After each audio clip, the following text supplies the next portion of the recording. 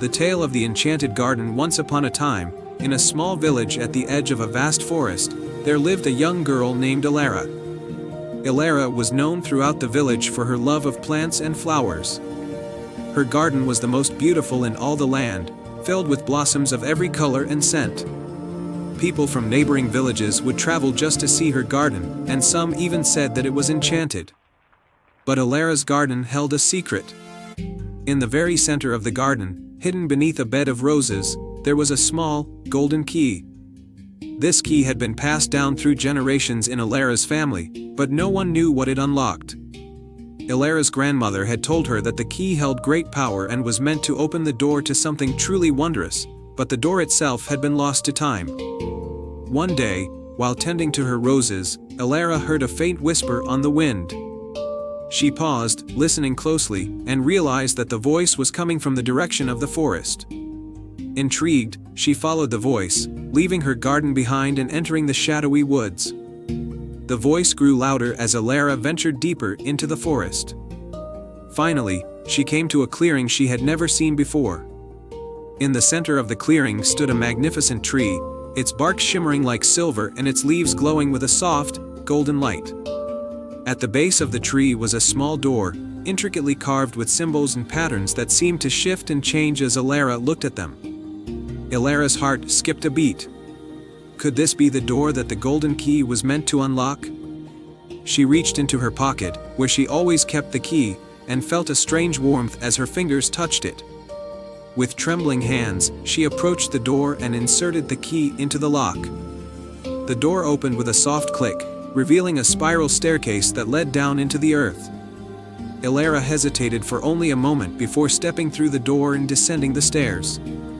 As she walked, the air around her grew warmer, and the faint smell of flowers filled the air. When Elara reached the bottom of the staircase, she found herself in an underground garden unlike anything she had ever seen. The flowers here were enormous, their petals shimmering with colors she had never imagined.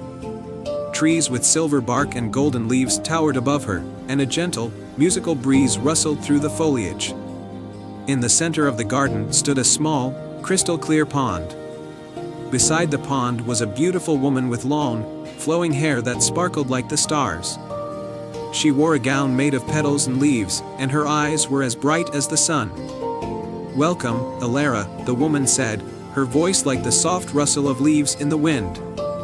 "I am Silva, the guardian of the enchanted garden." Elara bowed respectfully.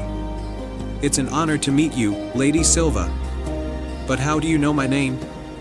Silva smiled warmly. "I have watched over your family for many generations.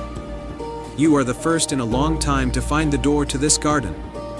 The key you hold is a powerful artifact, one that was created to protect this place." Elara looked around in wonder. "This garden, it's the most beautiful place I've ever seen. But why was it hidden?" "This garden holds ancient magic," Silva explained. "It is the source of life and growth in your world. Long ago, it was open to all, but when darkness threatened to consume the land, it was hidden away to protect its power. Your family was entrusted with the key to keep it safe until the time came when the garden could be revealed once more." Elara's eyes widened. "Does that mean the darkness is gone?" Silva shook her head. "Not entirely. The darkness still lingers, but it is weak. The time has come for the garden's magic to be shared with the world again, to help heal and restore the balance." Elara felt a sense of responsibility settle on her shoulders. "What must I do, Lady Silva?" "You must care for this garden, as you care for your own. But more importantly, you must share its magic with those who need it. The flowers here have healing properties, the trees can grant wisdom, and the water from the pond can cleanse any illness. Use this magic wisely, and you will help restore the world." Elara nodded, determined. "I will do my best." Silva smiled and placed a delicate flower in Elara's hand. "This flower will guide you when you need it most. It will show you the way back to this garden and help you understand its secrets." With that, Silva began to fade, her form merging with the light of the garden. "Remember, Elara," she whispered, "you are the guardian now." Elara watched as Silva disappeared, leaving her alone in the garden. She felt a deep connection to this place, as if it had always been a part of her. She knew that she had a great responsibility, but she also knew that she was ready. After spending some time exploring the garden and gathering a few of its magical flowers, Elara returned to the spiral staircase. As she ascended, the door closed behind her, but she felt the golden key still warm in her pocket, a reminder of the magic she had discovered. When Elara emerged from the forest, she returned to her village, where she began to share the magic of the enchanted garden with those in need. The flowers healed the sick, the tree's wisdom guided the lost, and the water cleansed those who were burdened by illness. The village prospered, and word of Elara's magic spread far and wide. But Elara never forgot her promise to Silva. She tended to the garden in the forest with as much care and love as she did her own. And every so often, when the world needed a little extra magic, she would return to the enchanted garden, guided by the flower Silva had given her. And so, Elara became the guardian of the enchanted garden, a protector of its magic and a healer of the world. Her village flourished, and the darkness that once threatened the land faded away, replaced by the light and life that Elara nurtured with her kind heart and gentle spirit. And they all lived happily ever after. I hope you enjoyed this fairy tale. Once upon a time, in a quaint village surrounded by dense forests and rolling hills, there was a small, humble cottage owned by a kind woman named Elara. Elara was known for her generous spirit and her love for all living things. Her garden was always blooming, and animals from far and wide came to her for help. One evening, as the sun began to set, casting a warm glow over the land, Elara was tending to her garden when she noticed a strange, golden light flickering among the flowers.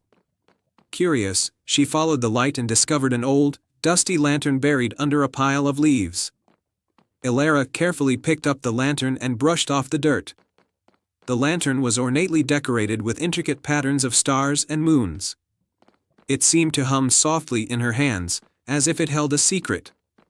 As she brought the lantern inside and placed it on her mantle, the golden light grew brighter. With a soft click, the lantern's door opened, and out floated a tiny, shimmering fairy. The fairy's wings sparkled like diamonds, and her smile was as warm as sunlight. "Thank you for freeing me," the fairy said with a voice as gentle as a summer breeze. "I am Leora, the guardian fairy of wishes. For freeing me, I will grant you one wish." Elara was amazed but also a bit puzzled. She thought about what she might wish for. She had everything she needed and wanted nothing for herself. After a moment's reflection, she said, "I wish for a way to help everyone in our village." Leora's eyes twinkled, and she waved her wand, sending a burst of sparkling light into the lantern. "Your wish is granted.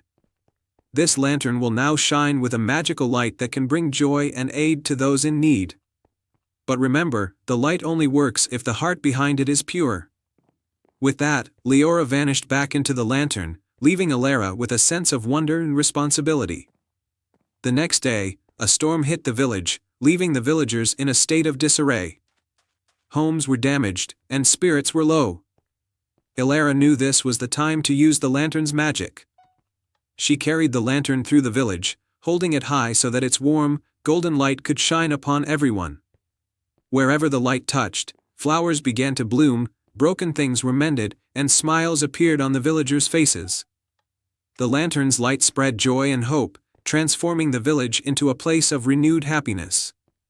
But as the days went by, Elara noticed something even more magical. The lantern's light began to reveal hidden talents in the villagers. The blacksmith, who had always been gruff, found joy in creating beautiful sculptures. The baker, once shy, discovered a talent for storytelling that brought laughter to the village. The lantern's light helped each person find their own unique gift and encouraged them to share it with others. One evening, as the village celebrated their newfound joy and prosperity, Elara noticed that the lantern's light had dimmed. She was concerned but remembered Leora's words about a pure heart. She knew that the lantern's magic depended on the kindness of the one who carried it. Elara thought deeply and realized that the true magic was not in the lantern itself but in the way it had brought the villagers together and helped them discover their own potential. She decided to pass the lantern on to someone else in need, trusting that its magic would continue to spread. As she prepared to hand over the lantern, Leora reappeared, her eyes shining with approval. "You have used the lantern's magic wisely, Elara. The light it gave was a reflection of your own kindness and generosity. Remember, the greatest magic of all is the kindness in your heart." Elara smiled and handed the lantern to a young woman who had just moved to the village. She hoped that the lantern would continue to bring joy and inspiration to others. And so, the village thrived, and the enchanted lantern continued its journey, lighting up the lives of those who needed it most. Elara's selflessness and the lantern's magic became a cherished story in the village, a reminder that true magic lies in the kindness we share with others. And they all lived happily ever after. The end. Once upon a time, in a coastal village called Seabreeze, there stood a magnificent lighthouse at the edge of a rocky cliff. This lighthouse was not only a guide for sailors but also a source of magical light that kept the village safe from stormy seas and hidden dangers. In this village lived a young girl named Isla. Isla was known for her curiosity and love for the sea. Every day, she would explore the shores, collecting seashells and dreaming of adventures beyond the horizon. Her greatest wish was to one day climb to the top of the lighthouse and see the world from its magnificent view. One evening, a fierce storm rolled into Seabreeze. The winds howled, and the sea churned violently. As the storm raged, the lighthouse's light began to flicker and dim, casting a shadow of fear over the village. The villagers gathered, worried that the lighthouse's magic was failing. Isla, feeling a deep sense of responsibility, decided to find out what was wrong. She made her way through the storm to the lighthouse, determined to restore its light. With each step, the wind howled and the rain pelted down, but Isla's resolve was unwavering. When she reached the lighthouse, she discovered that the great lantern at the top was shrouded in an eerie, dark fog. Isla knew she had to find a way to clear the fog and restore the light. Remembering the tales her grandmother had told her, she recalled that the lighthouse was guarded by a magical sea spirit named Thalassa, who could only be summoned in times of great need. With the storm raging around her, Isla climbed the spiral staircase to the top of the lighthouse. As she reached the lantern room, she saw Thalassa, a graceful spirit with shimmering blue hair and eyes like the deep sea. "Welcome, brave Isla," Thalassa said with a voice like the soothing sound of waves. "I see you have come to save the lighthouse." Isla nodded. "The light is fading, and the storm is growing worse. How can I help?" Thalassa explained, "The lighthouse's magic is tied to the sea and the moon. The storm has disturbed the balance. You must restore it by finding the 3 lost moonstones, which have been scattered across the ocean. Each moonstone holds a piece of the lighthouse's power." Without hesitation, Isla agreed to the task. Thalassa gave her a magical compass that would guide her to the moonstones. With a burst of courage, Isla set out into the stormy sea, guided by the compass and her determination. The first moonstone was hidden in a submerged cavern. Isla dove into the turbulent waters and, with the help of her underwater breathing charm given by Thalassa, she navigated through the cavern. There, amidst the glowing coral and sea creatures, she found the first moonstone nestled in an ancient chest. The second moonstone was located on the back of a giant sea turtle. Isla spotted the turtle amidst the waves and, with great care, she retrieved the moonstone from its shell, all while making sure not to harm the gentle creature. The final moonstone was hidden in the heart of a swirling whirlpool. Using all her strength and skill, Isla navigated the whirlpool's treacherous currents and grasped the moonstone from the depths, feeling a surge of magical energy as she did. With the 3 moonstones safely in her possession, Isla returned to the lighthouse. The storm had calmed slightly, and she climbed back up to the lantern room. Thalassa awaited her, and together they placed the moonstones into the lantern's base. As the moonstones were set in place, a brilliant light burst forth, cutting through the darkness and dispelling the fog. The lighthouse's magic was restored, and its light shone more brightly than ever before. The storm subsided, and the sea grew calm once more. The villagers of Seabreeze celebrated Isla's bravery and the return of the lighthouse's light. They honored her with a grand feast and declared her the guardian of the lighthouse. From that day on, Isla continued to explore the sea and protect the lighthouse, and Thalassa remained as a friend and ally. And so, the lighthouse stood tall, guiding sailors safely home and shining its light far and wide. Isla's courage became a legend, inspiring others to face their fears and seek out the magic within their hearts. And they all lived happily ever after. I hope you enjoyed this fairy tale. The Enchanted Lantern. In a cozy village surrounded by rolling hills and dense woods, there was an old, weathered lantern shop owned by a kind-hearted man named Cedric. Cedric was known for crafting lanterns that could light up even the darkest night, but there was one lantern in his collection that was especially unique, the Enchanted Lantern. The Enchanted Lantern was said to hold a magical glow that could reveal hidden truths and grant wishes. However, it had been gathering dust in the shop for years because no one truly believed in its magic anymore. A mysterious visitor. One chilly autumn evening, as the leaves rustled in the breeze, a mysterious visitor entered the shop. She was a young woman with a cloak that seemed to shimmer with the colors of twilight. Her eyes sparkled with a mix of curiosity and determination. Her name was Elara. Elara had heard whispers of the Enchanted Lantern and its legendary powers. She had come to find it, hoping it could help her find her missing brother, who had disappeared while on an adventurous quest. Cedric welcomed Elara and, sensing her earnestness, led her to the Enchanted Lantern. The lantern was covered with a delicate layer of dust, and its light seemed to flicker weakly. Cedric handed it to Elara, explaining its lore. This lantern is said to reveal hidden truths and guide those who are lost. But its magic is only awakened by those with a pure heart and a true purpose. The lantern's glow. Elara took the lantern and, with a hopeful heart, made her way to the edge of the village where the dark woods began. As the lantern's glow illuminated the path, Elara felt a sense of calm wash over her. The woods seemed to part before her, revealing a hidden trail that she had never noticed before. As she ventured deeper into the forest, the lantern's light grew brighter, casting a warm, golden hue on the surroundings. The trees, once ominous, now seemed to guide her with their gentle whispers. Elara followed the light, feeling a sense of connection to the lantern and its magic. The hidden grove. After a while, Elara arrived at a secluded grove bathed in moonlight. In the center of the grove was a small, crystal-clear pond. The lantern's light danced on the water's surface, revealing a hidden message written in glowing letters: "To find what you seek, look within the heart of the forest."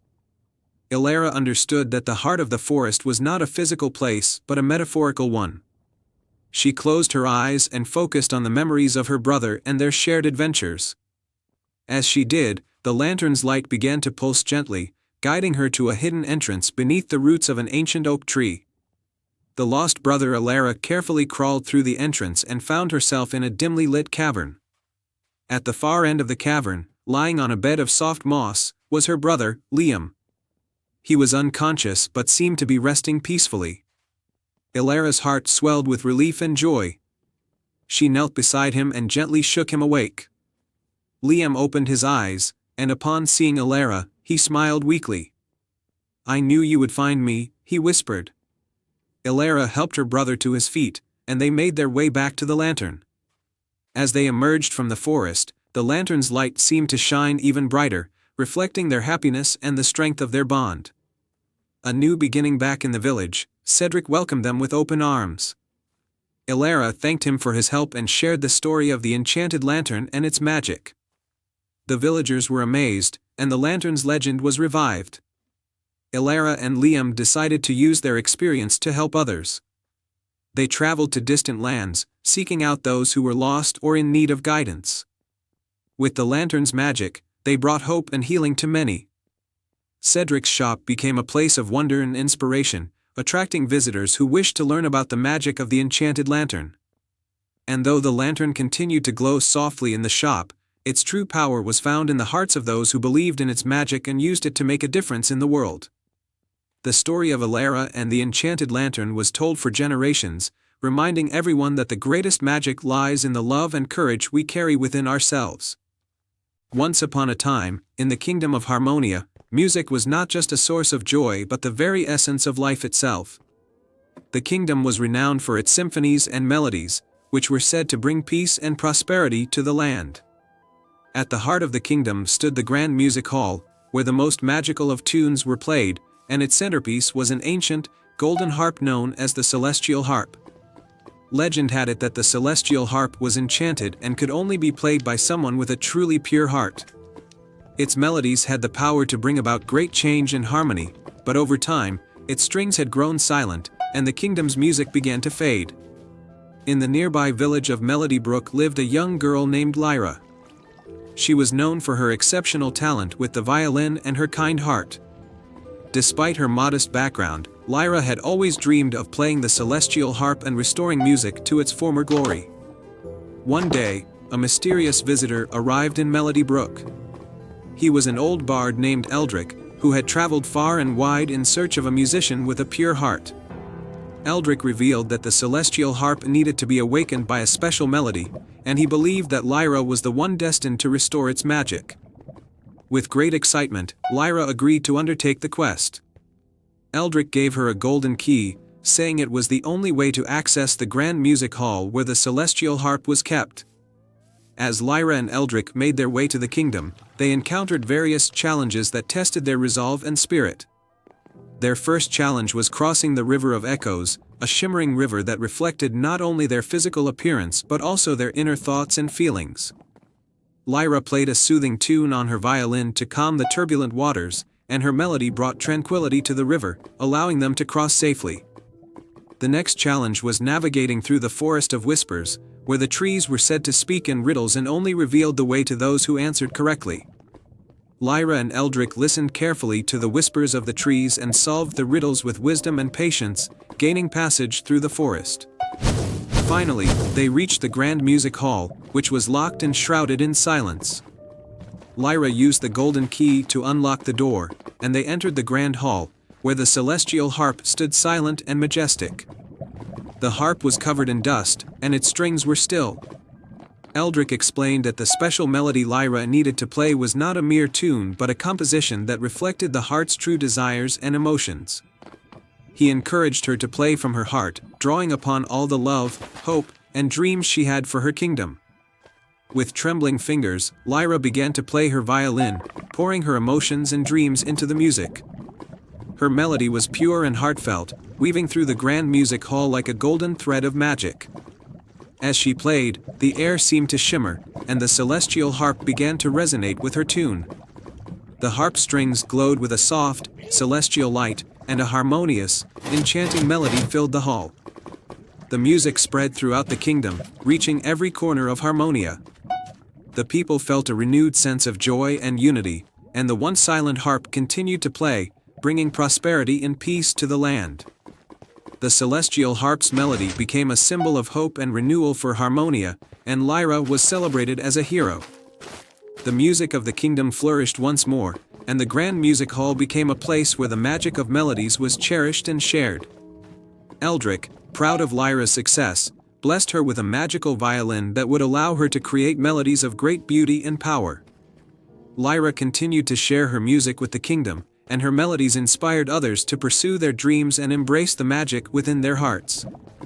And so, the kingdom of Harmonia thrived with the enchanting melodies of the celestial harp and Lyra's violin, a reminder of the power of music and the pure-hearted musicians who bring it to life. Once upon a time, in a kingdom where the night sky was always filled with twinkling stars, there lived a young boy named Finn. Finn was an orphan, living in a small village at the edge of a vast forest. He was a kind-hearted boy, always helping his neighbors and caring for the animals in the village. But Finn had one wish that he kept close to his heart. He wished to see his parents again, even if only in a dream. One night, as Finn lay in his little bed under the thatched roof of his cottage, he saw a bright light outside his window. It was so bright that it lit up the entire room, and Finn, curious as always, jumped out of bed to see what it was. When he looked out the window, he saw the most beautiful butterfly he had ever seen. Its wings were made of pure starlight, shimmering with every color of the rainbow. The butterfly fluttered gently outside the window, as if waiting for Finn. Without thinking, Finn opened the window, and the butterfly flew into his room, filling it with a soft, warm glow. "Hello, Finn," the butterfly said in a voice as soft as the night breeze. "I am Luna, the starlight butterfly. I have come to grant you a wish." Finn was amazed. "You can grant wishes?" he asked, his eyes wide with wonder. Luna nodded. "Yes, but only one wish. And it must come from the purest part of your heart." Finn thought about his wish. He had always wanted to see his parents again, but he knew they were in a place far beyond his reach. Still, the thought of seeing them, even for a moment, filled his heart with hope. "I wish to see my parents," Finn said softly. "I miss them so much." Luna fluttered her wings, and the room filled with a soft, silver light. "Your wish is a noble one, Finn. To grant it, I must take you on a journey to the Valley of Dreams, where all wishes are born. But be warned, the journey is not easy, and you must be brave." Finn nodded, determination in his eyes. "I'm ready." With a gentle flap of her wings, Luna lifted Finn into the air. Together, they flew out of the cottage and up into the night sky. The village below grew smaller and smaller as they soared higher, the stars twinkling all around them like diamonds. As they flew, Luna told Finn about the Valley of Dreams. "It is a place where all dreams and wishes come true," she explained. "But to reach it, you must pass through 3 challenges, each one testing the strength of your heart." After what felt like hours, they reached the first challenge. Below them was a vast sea, its waters dark and churning. In the middle of the sea was a small island, and on the island stood a tall, shadowy figure. "This is the Sea of Sorrows," Luna said. "The figure you see is the guardian of grief. He will try to make you give up by reminding you of all your sadness and loss. But you must hold on to your hope." Finn took a deep breath and nodded. He felt a shiver run down his spine as they descended to the island. The guardian of grief was a towering figure, his eyes dark and cold. "Why do you seek to see your parents, child?" the guardian asked in a voice that echoed like thunder. "They are gone, and nothing can bring them back. Your wish is hopeless." Finn felt a pang of sadness, but he remembered Luna's words. "I know they are gone," Finn replied, his voice steady. "But my love for them is still strong. My wish is not to change the past, but to find peace in my heart." The guardian of grief stared at Finn for a long moment. Then, slowly, he bowed his head. "Your heart is strong, young one," he said. "You may pass." With that, the guardian faded away, and the sea calmed. Luna and Finn continued their journey, flying across the now peaceful waters. The second challenge awaited them in a dark forest. The trees were tall and twisted, their branches reaching out like claws. As they flew deeper into the forest, the air grew colder, and Finn could feel fear creeping into his heart. "This is the forest of fear," Luna whispered. "Here, the shadows of your deepest fears will try to trap you. But remember, fear is only as strong as you let it be." As they moved forward, the shadows around them began to take shape. Finn saw figures emerging from the darkness, things that had always frightened him. He saw wolves with glowing eyes, towering monsters with sharp teeth, and even the lonely nights he had spent wishing for his parents. Finn's heart pounded in his chest, but he took a deep breath and remembered what Luna had told him. "These are just shadows," he told himself. "They can't hurt me unless I let them." With that thought, Finn faced the shadows head-on. He walked toward the wolves, and as he did, they began to fade. The monsters disappeared, and the darkness lifted. The forest was no longer frightening, it was just a quiet, peaceful place. "You have faced your fears and overcome them," Luna said, her voice filled with pride. "You are truly brave, Finn." Finally, they reached the third challenge, a towering mountain that reached up into the clouds. At the top of the mountain was the entrance to the Valley of Dreams. "This is the Mountain of Doubt," Luna explained. "The climb is steep and difficult. Doubt will try to weigh you down, making you question yourself. But if you believe in your wish, you will reach the top." Finn looked up at the mountain, feeling its immense height. But he also felt the strength of his wish guiding him. He started to climb, gripping the rocks tightly as he made his way up. The higher he climbed, the heavier the doubt became. He heard voices whispering in his ear, telling him he wasn't strong enough, that he should turn back. But Finn kept climbing, each step fueled by the love he had for his parents and his desire to see them once more. He knew that this wish was more than just for himself, it was to heal the ache in his heart and to honor the memory of his parents. Finally, after what felt like an eternity, Finn reached the top of the mountain. He stood before the entrance to the Valley of Dreams, exhausted but filled with a sense of accomplishment. "You did it, Finn," Luna said, landing beside him. "You believed in yourself, and now your wish will come true." Finn stepped into the Valley of Dreams, and as he did, he found himself standing in a beautiful meadow filled with soft, golden light. In the distance, he saw two familiar figures, a man and a woman, smiling warmly at him. "Mom? Dad?" Finn whispered, tears filling his eyes. The figures nodded and opened their arms, and Finn ran to them, feeling their warm embrace. The moment was filled with love and peace, and Finn felt all the pain and sadness in his heart melt away. "We are always with you, Finn," his mother said softly. "Even when you can't see us, we are in your heart. Be brave and kind, just as you have always been," his father added. "We are so proud of you." Finn nodded, knowing that these words would stay with him forever. The light around them began to fade, and Finn felt himself being gently pulled back. When he opened his eyes, he was back in his little cottage, with Luna fluttering beside him. The room was filled with the soft glow of the butterfly's wings. "Thank you, Luna," Finn said, his heart full of gratitude. "You are welcome, Finn," Luna replied. "Remember, the strength to overcome any challenge lies within your heart. That is the true magic." With that, Luna fluttered out of the window and disappeared into the night sky, leaving Finn with a heart full of peace and a memory that would last a lifetime. From that night on, Finn knew that he could face any challenge, and that his parents' love would always be with him, guiding him through even the darkest times. The end. Once upon a time, in a land where twilight reigned and the sky was always a canvas of soft, shimmering colors, there was a peaceful kingdom named Luminera. The kingdom was known for its magnificent stars, which sparkled like diamonds in the night sky.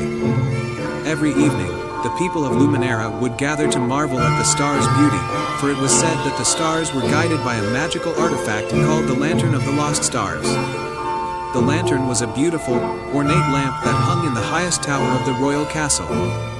It was said to be crafted by the ancient stargazers and had the power to keep the stars bright and clear. However, one day, the lantern's light began to fade, and the once brilliant stars dimmed to mere pinpricks of light. The kingdom's joy and prosperity seemed to diminish along with the stars, and the people grew increasingly worried. The wise King Orion, ruler of Luminera, knew that the only way to restore the star's brilliance was to find the lantern's missing star crystal. He declared that anyone who could bring back the crystal and restore the lantern's light would be honored beyond measure. Many tried, but none succeeded. In a humble cottage at the edge of the kingdom lived a young girl named Lyra. Lyra had a kind heart and a deep love for the stars. Hearing about the lantern's plight, she felt a calling to embark on a quest to find the missing star crystal and restore the light to her beloved kingdom. The first challenge, the Whispering Forest.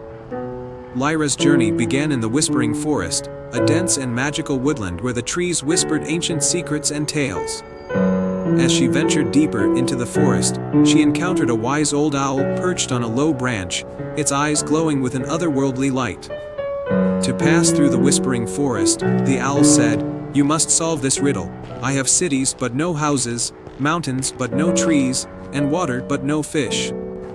What am I?" Lyra thought carefully and answered, "A map." The owl's eyes sparkled with approval. And it hooted happily. "Follow the path illuminated by the moonlight, and it will lead you to the next challenge." The second challenge, the River of Reflections. Lyra followed the moonlit path to the River of Reflections, a serene river with crystal-clear waters that mirrored the sky and the surrounding trees. The river was guarded by a graceful swan with feathers that sparkled like stardust. To cross this river, the swan said, "You must answer this question. What can be cracked, made, told, and played?" Lyra pondered the question and replied, "A joke." The swan's feathers glowed warmly, and it created a bridge of light across the river. Lyra crossed the river, feeling more determined and hopeful.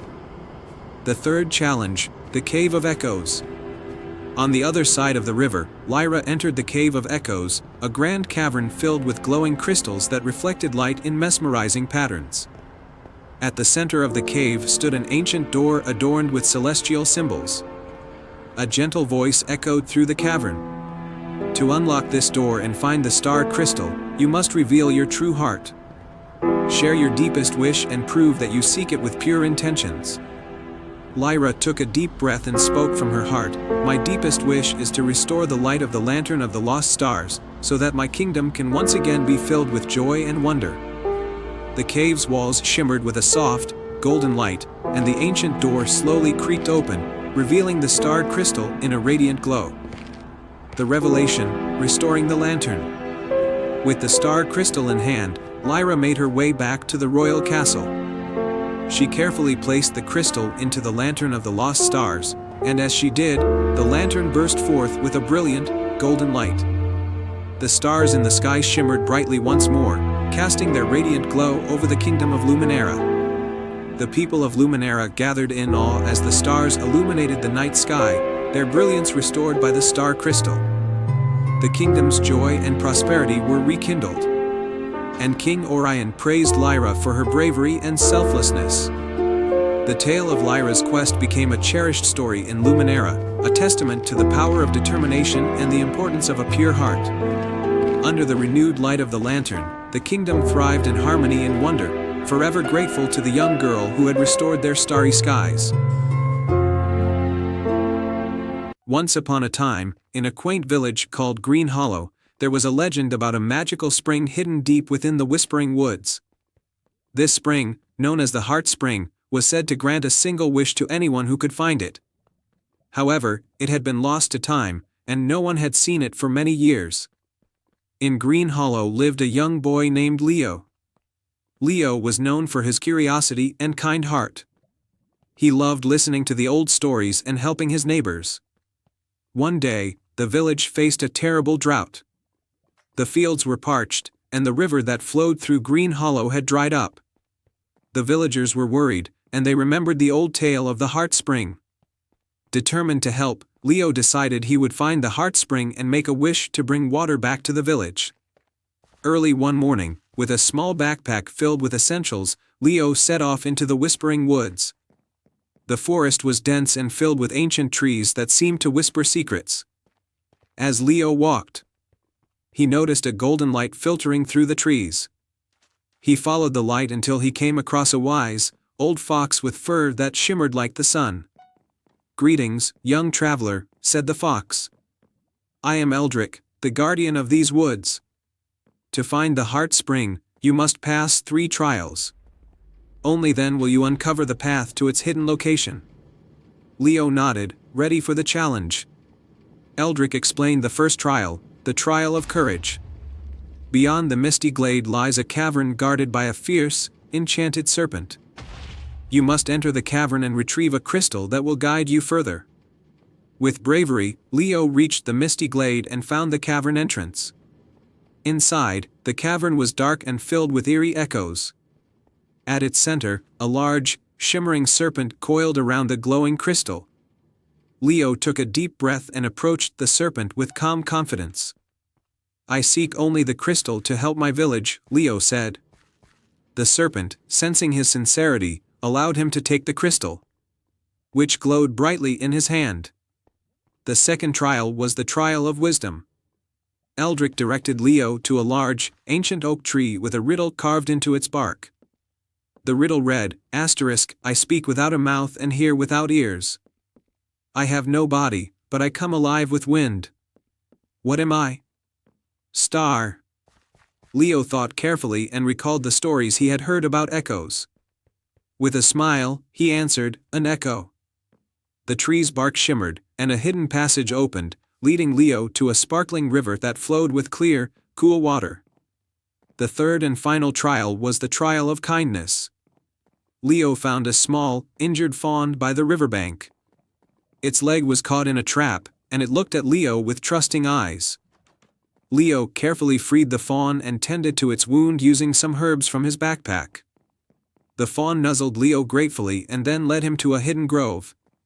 In the center of the grove was a beautiful, crystal-clear spring, the Heart Spring. Its waters sparkled like diamonds, and a soft, magical melody filled the air. Leo approached the spring and made his wish with a full heart. I wish for the waters of the Heart Spring to return to my village so that my people and their land may thrive once more. The Heart Spring glowed brightly, and a gentle rain began to fall, nourishing the land. Leo felt a sense of warmth and satisfaction as he watched the spring's waters flow towards the Whispering Woods and eventually towards Green Hollow. When Leo returned to the village, the fields were green again, and the river was flowing with fresh, life-giving water. The villagers rejoiced, praising Leo for his bravery, wisdom, and kindness. The tale of the Heart Spring and Leo's quest became a cherished story in Green Hollow, passed down through generations. And so, the village thrived once more, its fields lush and its waters flowing, forever grateful for the heart of a courageous boy who restored the magic of the Heart Spring. The end.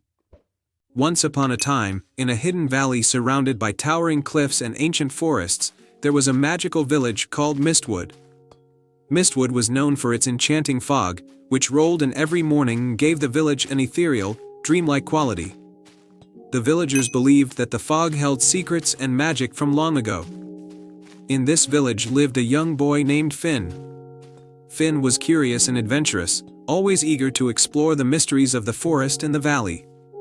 He loved to hear the stories his grandmother told him about a mythical creature called the Luminous Serpent, a wise and majestic serpent said to be the guardian of the valley's magic. One foggy morning, as Finn played near the edge of the forest, he stumbled upon an old, forgotten path leading deep into the woods. His heart raced with excitement as he decided to follow the path, hoping it might lead him to some of the valley's long-lost secrets. The path twisted and turned, winding through ancient trees and over babbling brooks. As he ventured further, the fog grew thicker, and the forest seemed to come alive with whispers. Suddenly, Finn noticed a soft, golden glow ahead. Following the light, he reached a hidden glade bathed in a warm, radiant light. In the center of the glade was a crystal-clear pond, and emerging from the water was the luminous serpent, its scales shimmering with iridescent colors. The serpent was enormous but graceful, with eyes that sparkled like stars.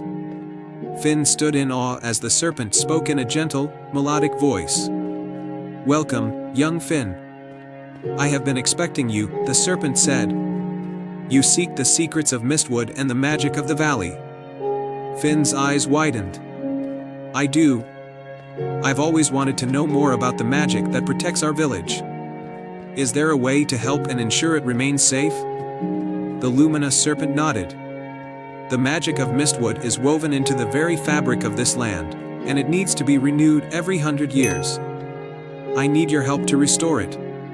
There is a special artifact known as the Heartstone, hidden deep within the forest, that must be placed in the center of this pond to renew the magic." Finn's heart raced with determination. "I will find the Heartstone and bring it back. Tell me where to look." The serpent guided Finn with a soft beam of light that pierced through the fog. "The Heartstone is hidden in the Cave of Echoes, far beyond the whispering trees. But beware, the cave is guarded by an ancient enchantment that tests the courage and purity of those who seek it." Thanking the serpent, Finn set off towards the Cave of Echoes. The journey was arduous, filled with challenges that tested his bravery and resolve. He crossed rickety bridges over deep ravines, solved riddles posed by talking stones, and navigated through dark, winding tunnels. Finally, Finn reached the entrance of the Cave of Echoes. Inside, the cave was illuminated by the soft glow of the Heartstone, resting on a pedestal in the center. But as Finn approached, a shimmering barrier appeared, blocking his path. To pass through, he needed to solve the final challenge, a riddle spoken by the cave's guardian, a spectral figure of light. The riddle echoed through the cave: "I am not alive, but I grow. I do not have lungs, but I need air. I do not have a mouth, but water kills me. What am I?" Finn thought hard, remembering the lessons from his grandmother.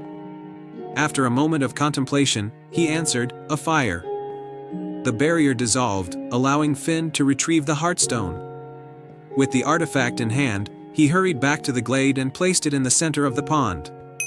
The Heartstone's light spread across the water, casting a brilliant glow that enveloped the entire valley.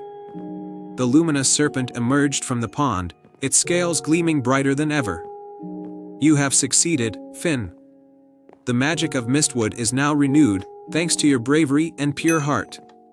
Finn returned to the village, where the fog had lifted, revealing a landscape more vibrant and lush than ever before. The villagers rejoiced, amazed by the renewed beauty of their home. Finn's adventure became a cherished tale, and he was celebrated as a hero. The magic of Mistwood continued to thrive, and Finn grew up to be a wise leader, always cherishing the bond between his village and the Enchanted Valley. The luminous serpent remained a guardian of the land, and the secrets of Mistwood were preserved for generations to come. And so, Finn, the luminous serpent, and the people of Mistwood lived happily ever after, surrounded by the everlasting magic of their beautiful valley. And they all lived happily ever after. In a tranquil valley, where rolling hills met the edge of a dense, mystical forest, there was a small village named Everbrook. The village was known for its peaceful atmosphere and the ancient willow tree that stood at its center. This willow was unlike any other. It was said to have the ability to whisper secrets and stories to those who listened closely. The village had a young girl named Eleanor, who had always been captivated by the willow tree. Ever since she was a child, she had spent countless hours sitting beneath its sweeping branches, trying to catch the whispers of the wind. Her grandmother had told her that the willow held the wisdom of ages, and only those with pure hearts could hear its secrets. One crisp autumn evening, as the leaves turned shades of gold and crimson, Eleanor sat beneath the willow tree, her sketchbook open on her lap.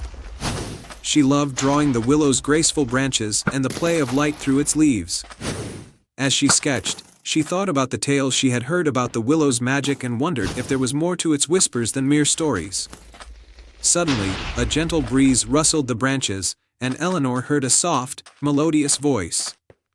"Eleanor, my dear," the voice said. "The time has come for you to discover the truth behind the whispers." Startled but intrigued, Eleanor set aside her sketchbook and placed her ear closer to the willow's trunk. "How can I discover the truth?" she asked. The willow responded with a whisper that seemed to float on the wind. "To unlock the secrets I hold, you must embark on a journey to find 3 enchanted objects. Each object holds a part of the wisdom you seek. The first is hidden in the heart of the forest, the second in the depths of the ancient lake, and the third within the mountains that touch the sky." With determination and excitement, Eleanor set out on her quest. Her first destination was the heart of the forest, a place known for its mystical creatures and hidden magic. After wandering through the forest's winding paths and listening to the songs of unseen birds, she found herself at a clearing bathed in dappled sunlight. In the center of the clearing stood a grand, gnarled tree with a hollow at its base. Eleanor approached the hollow and discovered an intricately carved wooden box. Inside the box lay a small, silver key with delicate engravings. She felt a surge of anticipation as she carefully pocketed the key and set off towards the ancient lake. The lake was a serene expanse of crystal-clear water surrounded by lush greenery. Eleanor knew that the second enchanted object was hidden beneath its depths. Summoning her courage, she waded into the cool water and dove below the surface. As she swam, she noticed a glimmering light coming from a submerged chest nestled among the reeds. Eleanor opened the chest and found a beautiful, iridescent pearl that seemed to shimmer with an inner light. She gently took the pearl and swam back to shore, feeling a sense of accomplishment. With the pearl safely in her possession, she journeyed towards the mountains that loomed on the horizon. The mountains were rugged and steep, their peaks disappearing into the clouds. Eleanor climbed carefully, her heart pounding with both exertion and excitement. As she reached the highest point, she discovered a hidden cave adorned with ancient symbols and glowing crystals. Inside the cave, Eleanor found a small pedestal with a golden amulet resting upon it. The amulet was adorned with a radiant gem that pulsed with a steady, rhythmic glow. Eleanor took the amulet and felt a warm, comforting energy emanating from it. With all three enchanted objects in her possession, Eleanor returned to the willow tree in Everbrook. The willow's branches swayed gently as if welcoming her back. Eleanor placed the silver key, the iridescent pearl, and the golden amulet at the base of the willow. A soft light enveloped the willow, and the whispers grew clearer. The tree's voice spoke once more, revealing a story of wisdom and wonder. These objects are symbols of your journey and the strength of your heart. The key represents courage, the pearl signifies clarity, and the amulet embodies wisdom. As the willow spoke, Eleanor felt a deep sense of peace and understanding. She realized that the true secret of the willow was not in the objects themselves, but in the journey she had undertaken and the qualities she had discovered within herself. From that day on, Eleanor became known throughout Everbrook as a wise and compassionate guide. She shared the lessons she had learned from her journey, teaching others about the importance of courage, clarity, and wisdom. The villagers would often gather around the willow tree, listening to Eleanor's tales and feeling the gentle whispers of the ancient tree. And so, the legend of the Whispering Willow continued to inspire and guide those who sought its wisdom, reminding them that the greatest secrets are often found within the journey itself and the heart of those who embark upon it. Once upon a time, in a lush and verdant land called Celestia, there was a small, charming village known as Glimmerbrook. The village was nestled between rolling hills and an expansive forest, and it was famed for its stunning night skies. Each evening, the villagers would gather to marvel at the celestial display, for their land was blessed with a sky full of stars that sparkled like diamonds. At the heart of Glimmerbrook lived a young boy named Finn. Finn was a dreamer with an adventurous spirit, always gazing up at the stars and imagining what lay beyond them. His greatest wish was to find out if there was a way to reach the stars and bring a piece of their magic back to his village. One clear night, while Finn was stargazing by the village's ancient oak tree, he noticed something unusual. A single star, brighter and more brilliant than the others, began to descend from the sky. It drifted gently down, landing softly in a meadow just outside the village. Finn's heart raced with excitement. He had to see what this mysterious star was. He hurried to the meadow, where he found not just a star, but a magnificent silver pendant that shimmered with a soft, ethereal light. As he reached out to touch it, the pendant floated into the air and transformed into a glowing figure, a celestial being with wings like stardust and eyes like twin moons. "Greetings, Finn," the celestial being said in a voice like a gentle breeze. "I am Lyra, the guardian of starlight. You have found the silver starlight, a magical relic that holds the power to bridge the gap between the stars and the earth." Finn was awestruck. "Can I use the silver starlight to bring some of the magic of the stars to my village?" Lyra's eyes twinkled with kindness. "The silver starlight can indeed bring the magic of the stars, but it is not without its challenges. To harness its power, you must first embark on a quest to restore the balance between the celestial realms and the earthly world. Only then will the starlight's true magic be revealed." Determined to help his village, Finn agreed to the quest. Lyra explained that the balance had been disrupted by a dark force that had stolen the essence of starlight and hidden it deep within the enchanted caves, a labyrinthine network beneath the ancient mountains. With Lyra's guidance, Finn set off on his journey. The path to the enchanted caves was fraught with trials. First, he had to cross the River of Reflections, where he faced his own fears and doubts. The river's surface mirrored not just his image, but his inner thoughts. Finn bravely confronted his insecurities, and the river allowed him to pass. Next, he ventured into the Whispering Woods, where the trees spoke in riddles and sought to mislead travelers. Finn listened carefully and used his wits to solve the riddles, gaining the trust of the forest and finding his way through. Finally, Finn arrived at the entrance to the enchanted caves. The cave's entrance was guarded by a fierce, shadowy creature. With courage and kindness, Finn approached the guardian and spoke of his quest to restore the balance and help his village. Moved by Finn's sincerity, the guardian allowed him entry. Inside the caves, Finn discovered a cavern filled with swirling shadows. At the center of the cavern was a dark crystal that pulsed with an eerie glow. The essence of starlight was trapped within, and Finn knew he had to free it. Using the silver starlight, Finn carefully approached the dark crystal. As he held the pendant up, its light began to weave through the shadows, illuminating the cavern and dispelling the darkness. The dark crystal cracked and shattered, releasing the essence of starlight in a burst of dazzling light. With the balance restored, the cavern began to glow with a warm, celestial light. Finn gathered some of the starlight essence in a small vial given to him by Lyra. He made his way back to Glimmerbrook, where the villagers eagerly awaited his return. When Finn arrived, he held up the vial of starlight essence. The silver starlight's magic infused the village with a soft, enchanting glow. The night skies over Glimmerbrook were transformed into a breathtaking display of celestial beauty, even more brilliant than before. The village was filled with a sense of wonder and joy, and the stars seemed to shine just a little bit brighter. Lyra appeared once more to congratulate Finn. "You have completed your quest with bravery and a pure heart. The starlight will now bless your village with its magic." The villagers celebrated Finn's return with a grand festival under the starlit sky. They marveled at the new, magical display of stars and thanked Finn for bringing such beauty and wonder to their home. And so, in the land of Celestia, where the stars sparkled brightly and dreams soared high, Finn and the people of Glimmerbrook lived happily ever after, always guided by the light of the silver starlight. Once upon a time, in a kingdom where the mountains touched the sky and the rivers sang lullabies, there lived a young prince named Orion. Orion was brave and kind, beloved by his people. But beyond the kingdom lay the Whispering Woods, a mystical forest filled with secrets and legends. It was said that deep within these woods, there was a hidden grove where the moonlight flower bloomed once every 100 years. This flower had the power to grant one true wish to whoever found it. As fate would have it, the kingdom fell under a terrible curse. The crops withered, the rivers dried up, and an unending darkness loomed over the land. The people grew desperate and turned to Prince Orion for salvation. Remembering the tales of the moonlight flower, Orion vowed to find it and save his kingdom.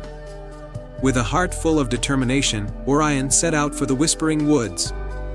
As he entered the forest, the trees seemed to whisper secrets and warnings, but he pressed on. The path was treacherous, and soon he encountered his first challenge, a raging river with no bridge or ford.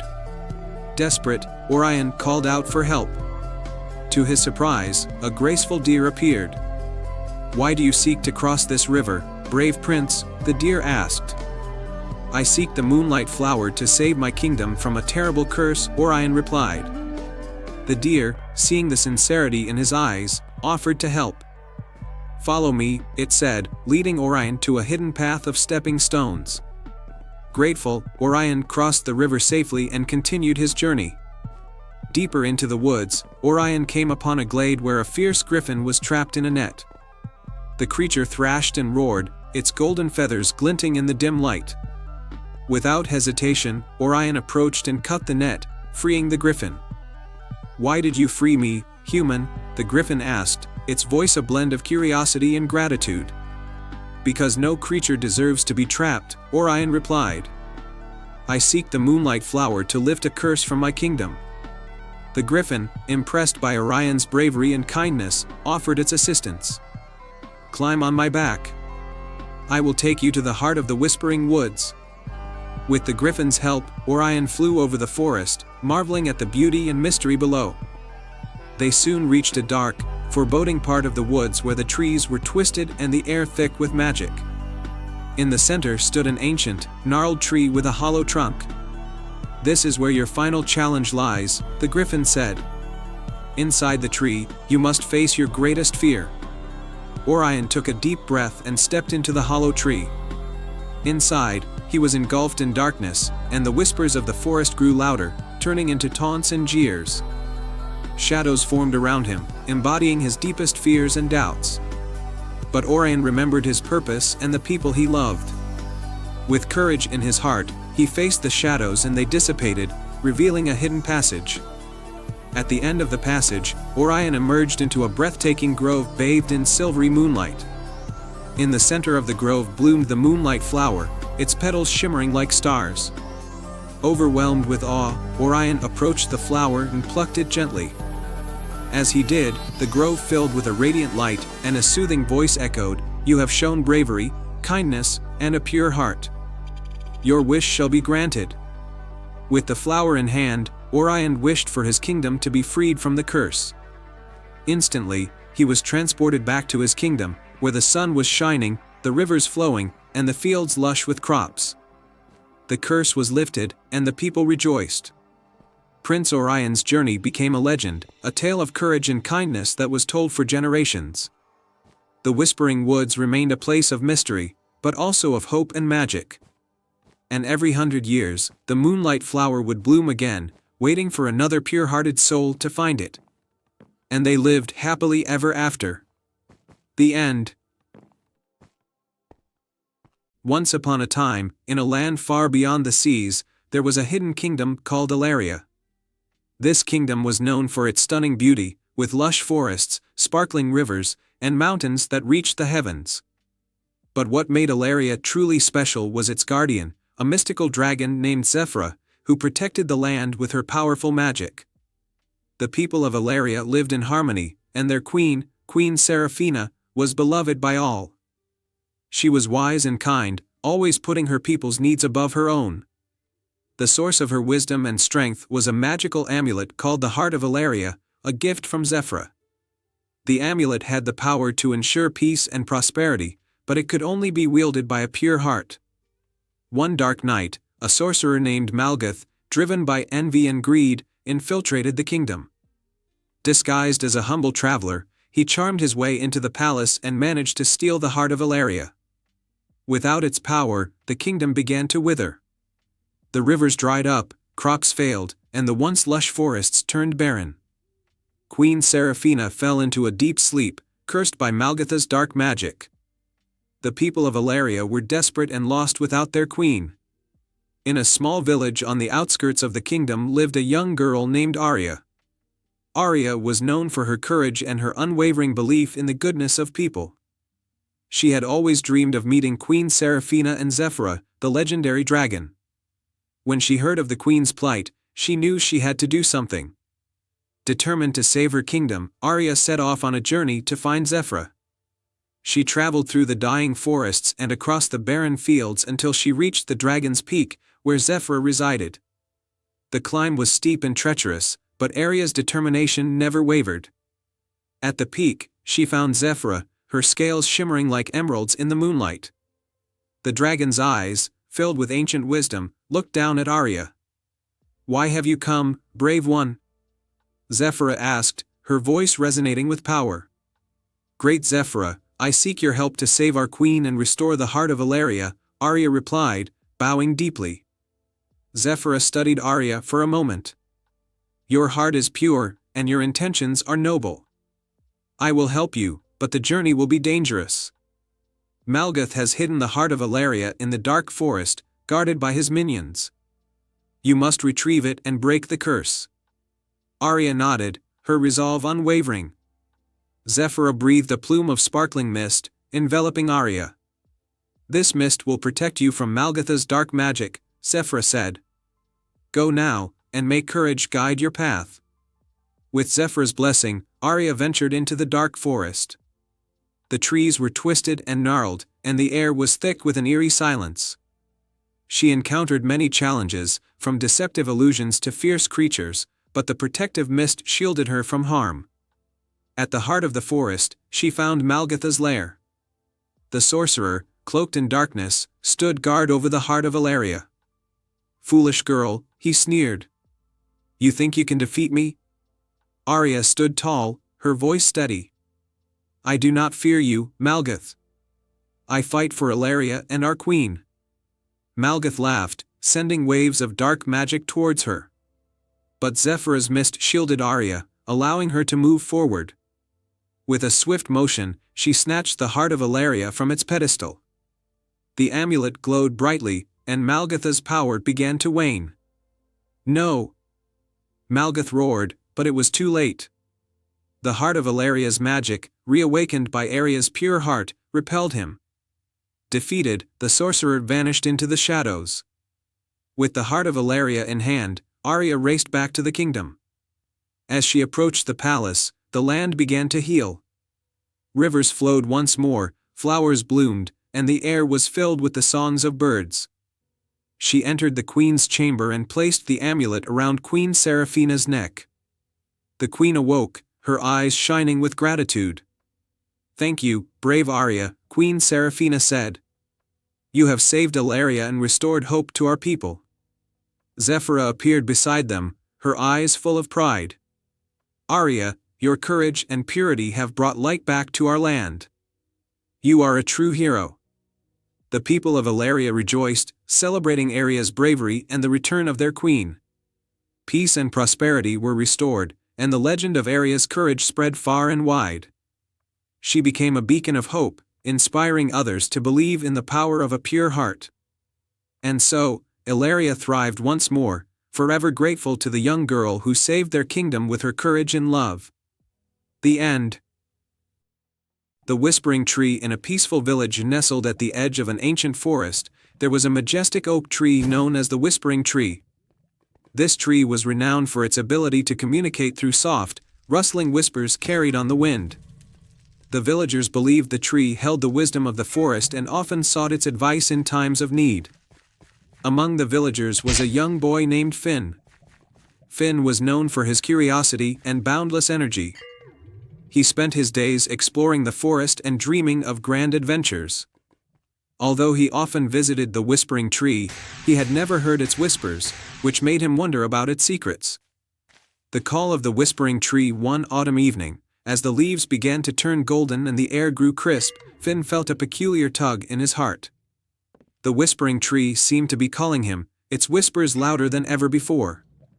Driven by curiosity, Finn decided to visit the tree and seek its wisdom. As he approached, he saw that the Whispering Tree's bark had taken on a shimmering hue. The whispers grew more distinct, almost like a gentle psalm. Finn touched the tree's bark and heard a soft voice saying, "To find what you seek, you must venture where the moonlight dances on the silver stream." The journey begins with the Whispering Tree's cryptic message in mind. Finn set off on a quest to find the silver stream. Guided by the light of the full moon, he ventured deeper into the forest than ever before. The trees seemed to part for him, and the path was illuminated by the moon's gentle glow. After a long walk, Finn discovered a hidden stream with water that sparkled like silver under the moonlight. At the edge of the stream stood a small, ornate bridge made of moonbeams. Finn crossed the bridge and followed the stream as it twisted and turned through the forest. The enchanted grove. The stream led Finn to a hidden grove bathed in moonlight. In the center of the grove was a crystal-clear pond with a single, floating lily pad. On the lily pad rested a golden key. The sight was mesmerizing, and Finn carefully reached out to take the key. As soon as Finn touched the key, the grove began to shimmer with a magical light. The trees around the pond started to glow, and the air was filled with a soft, melodic hum. A gentle breeze carried the whispering voice again, now clear and soothing, "Return to where the journey began, and unlock the heart of the forest." The heart of the forest. Returning to the Whispering Tree with the golden key, Finn found that the once familiar tree now seemed even more majestic. The tree's bark had transformed into a shimmering silver, and its branches swayed as if welcoming him. Finn approached the tree's trunk, which had a hidden keyhole just beneath the surface. With a sense of anticipation, he inserted the golden key and turned it. The Whispering Tree's bark parted, revealing a hidden door that led to a spiral staircase. The secret chamber. Finn descended the staircase, which led him to a secret chamber filled with glowing orbs of light. At the center of the chamber was a large, ancient book resting on a pedestal. The book was adorned with intricate designs and seemed to radiate warmth and magic. Finn carefully opened the book, and its pages revealed a story of the forest's origin. The book spoke of an ancient magic that connected all living things, a magic that had been preserved by the Whispering Tree. It detailed how the tree had been entrusted with this knowledge to protect the forest and its inhabitants. The gift of wisdom. As Finn read, he realized that the Whispering Tree's true gift was not just its wisdom but the understanding that all creatures in the forest were part of a grand, interconnected web of life. The magic of the Whispering Tree was a reminder of the harmony and balance that sustained the world. The Whispering Tree's voice echoed in Finn's mind. You have unlocked the heart of the forest and discovered its secret. Share this wisdom with others, and cherish the harmony of nature. With a renewed sense of purpose, Finn returned to the village, carrying the story of the Whispering Tree and the ancient book in his heart. He became a storyteller, sharing the magic and wisdom he had learned with the villagers. The forest thrived under his care, and the Whispering Tree continued to be a guardian of the forest's secrets. The tale of Finn and the Whispering Tree was passed down through generations, reminding everyone that the greatest treasures are the connections we share with the world around us and the wisdom we gain from listening to its whispers. In a quaint seaside village known for its shimmering sands and gentle waves, there was a legend about a magical starfish that lived in the deepest part of the ocean. This starfish was said to have the power to grant one heartfelt wish to anyone who proved their kindness and courage. One day, a young boy named Leo, who lived in the village, found his world turned upside down. His beloved dog, Max, had fallen ill and no remedy seemed to work. Leo had heard the old tales of the magical starfish and decided to seek it out in hopes of saving his friend. With a determined heart, Leo set out for the ocean just as the sun began to set. He navigated through the rocky shoreline and boarded a small boat that his father had built. As the boat glided into the open sea, the sky turned a beautiful shade of twilight, and the first stars began to twinkle. Leo sailed far beyond the village, guided only by the shimmering sea and the stories of the magical starfish. As night fell, the water beneath him began to glow with a soft, ethereal light. Leo knew he was close. He anchored his boat and dove into the water, swimming toward the mysterious light. As he descended into the depths of the ocean, the light grew brighter, revealing an underwater kingdom of colorful coral and schools of radiant fish. At the heart of this magical realm, Leo spotted the starfish resting on a bed of golden seaweed. Its 5 arms sparkled with hues of blue, green, and purple. "Hello," Leo called out, his voice bubbling through the water. "I've come to find the starfish and make a wish. My dog Max is very ill, and I need your help." The starfish stirred, its eyes twinkling with a gentle light. To receive the magic of the starfish, you must first prove your kindness and bravery. There are 3 tasks you must complete. Leo nodded eagerly. "I will do whatever it takes." The first task was to help a group of sea turtles that had become entangled in a mass of discarded fishing nets. Leo swam swiftly to their aid, carefully cutting away the nets and freeing the turtles. The grateful turtles swam in circles around him, guiding him with their gentle nudges toward the next task. The second task was to find a lost pearl that had been stolen by a mischievous octopus. The octopus, although playful, was known for hiding things in tricky places. Leo followed the octopus's playful movements and discovered the pearl nestled in a hidden cave. He returned the pearl to the grateful octopus, who rewarded him with a glowing seashell as a token of thanks. For the final task, Leo had to navigate through a dark underwater cavern filled with swirling currents and shadowy figures. With the light from the glowing seashell and the courage in his heart, Leo ventured through the cavern, using his wits to avoid the dangers and find the exit. When he emerged from the cavern, he saw the starfish waiting for him with a warm, welcoming glow. "You have completed the tasks with bravery and kindness. Your wish shall now be granted." The starfish waved its arms, and a soft, magical light enveloped Leo. The light surged through the ocean and traveled back to the shore where Max lay. As the light touched Max, his strength returned, and he stood up, wagging his tail and barking joyfully. Leo returned to the village, where he was greeted with cheers and celebration. Max was healthy and full of life once more, and the villagers marveled at Leo's bravery and the magic of the starfish. The starfish continued to dwell in its underwater kingdom, its magic a reminder of the power of kindness and courage. And whenever the village children looked out at the sea, they remembered the tale of Leo and the starfish's secret, knowing that even in the deepest depths, magic awaited those who truly believed. Once upon a time, in a village nestled between misty mountains and the sparkling lake, lived a young girl named Lila. Lila was known for her creativity and her vivid dreams. Each night, she would drift off to sleep and her dreams would weave tales of magical lands, fantastic creatures, and daring adventures. One evening, as she sat by the lake, Lila noticed something unusual. A shooting star streaked across the sky, trailing a ribbon of shimmering light. The star seemed to be guiding her, and as she followed its path, she came upon a small, hidden cave covered in ivy. Inside the cave, Lila discovered a beautifully carved wooden box adorned with celestial patterns. She opened it carefully and found a delicate, silver thread and a note that read, "To find the dream weaver, follow the thread of stars." Intrigued, Lila picked up the silver thread, which began to glow softly. As she held it, she felt a gentle tug, as if the thread was guiding her. She followed the thread through the forest, over hills, and across a meadow, until she reached a magnificent, glowing tree in the heart of an enchanted forest. The tree's branches sparkled with countless twinkling lights, and its leaves shimmered in hues of blue and silver. At the base of the tree stood a graceful figure, a dream weaver, with a gown made of starlight and a crown of moonbeams. Her name was Astra, and her presence radiated warmth and kindness. "Welcome, Lila," Astra said with a voice that sounded like a gentle breeze. "I am Astra, the dream weaver.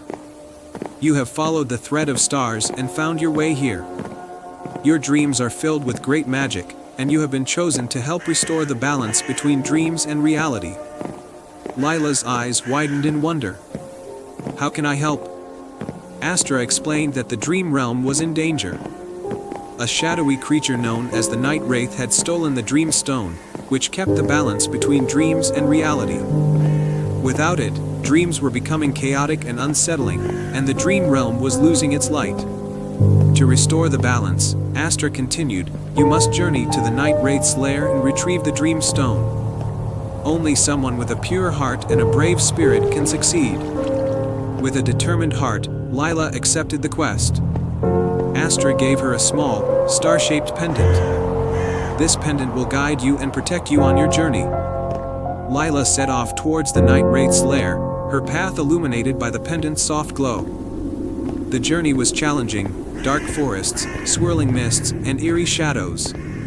But Lila's courage never wavered, and the pendant's light helped her find her way.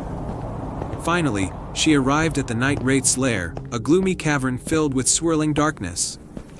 At the center of the cavern, Lila saw the Dream Stone, guarded by the Night Wraith, a creature cloaked in shifting shadows. The wraith seemed to be writhing and twisting, its eyes glowing with a sinister light. Lila took a deep breath and approached the Dream Stone. "Why have you taken the Dream Stone?" she asked bravely. The Night Wraith's voice echoed through the cavern. "I took it to plunge the dream realm into eternal darkness.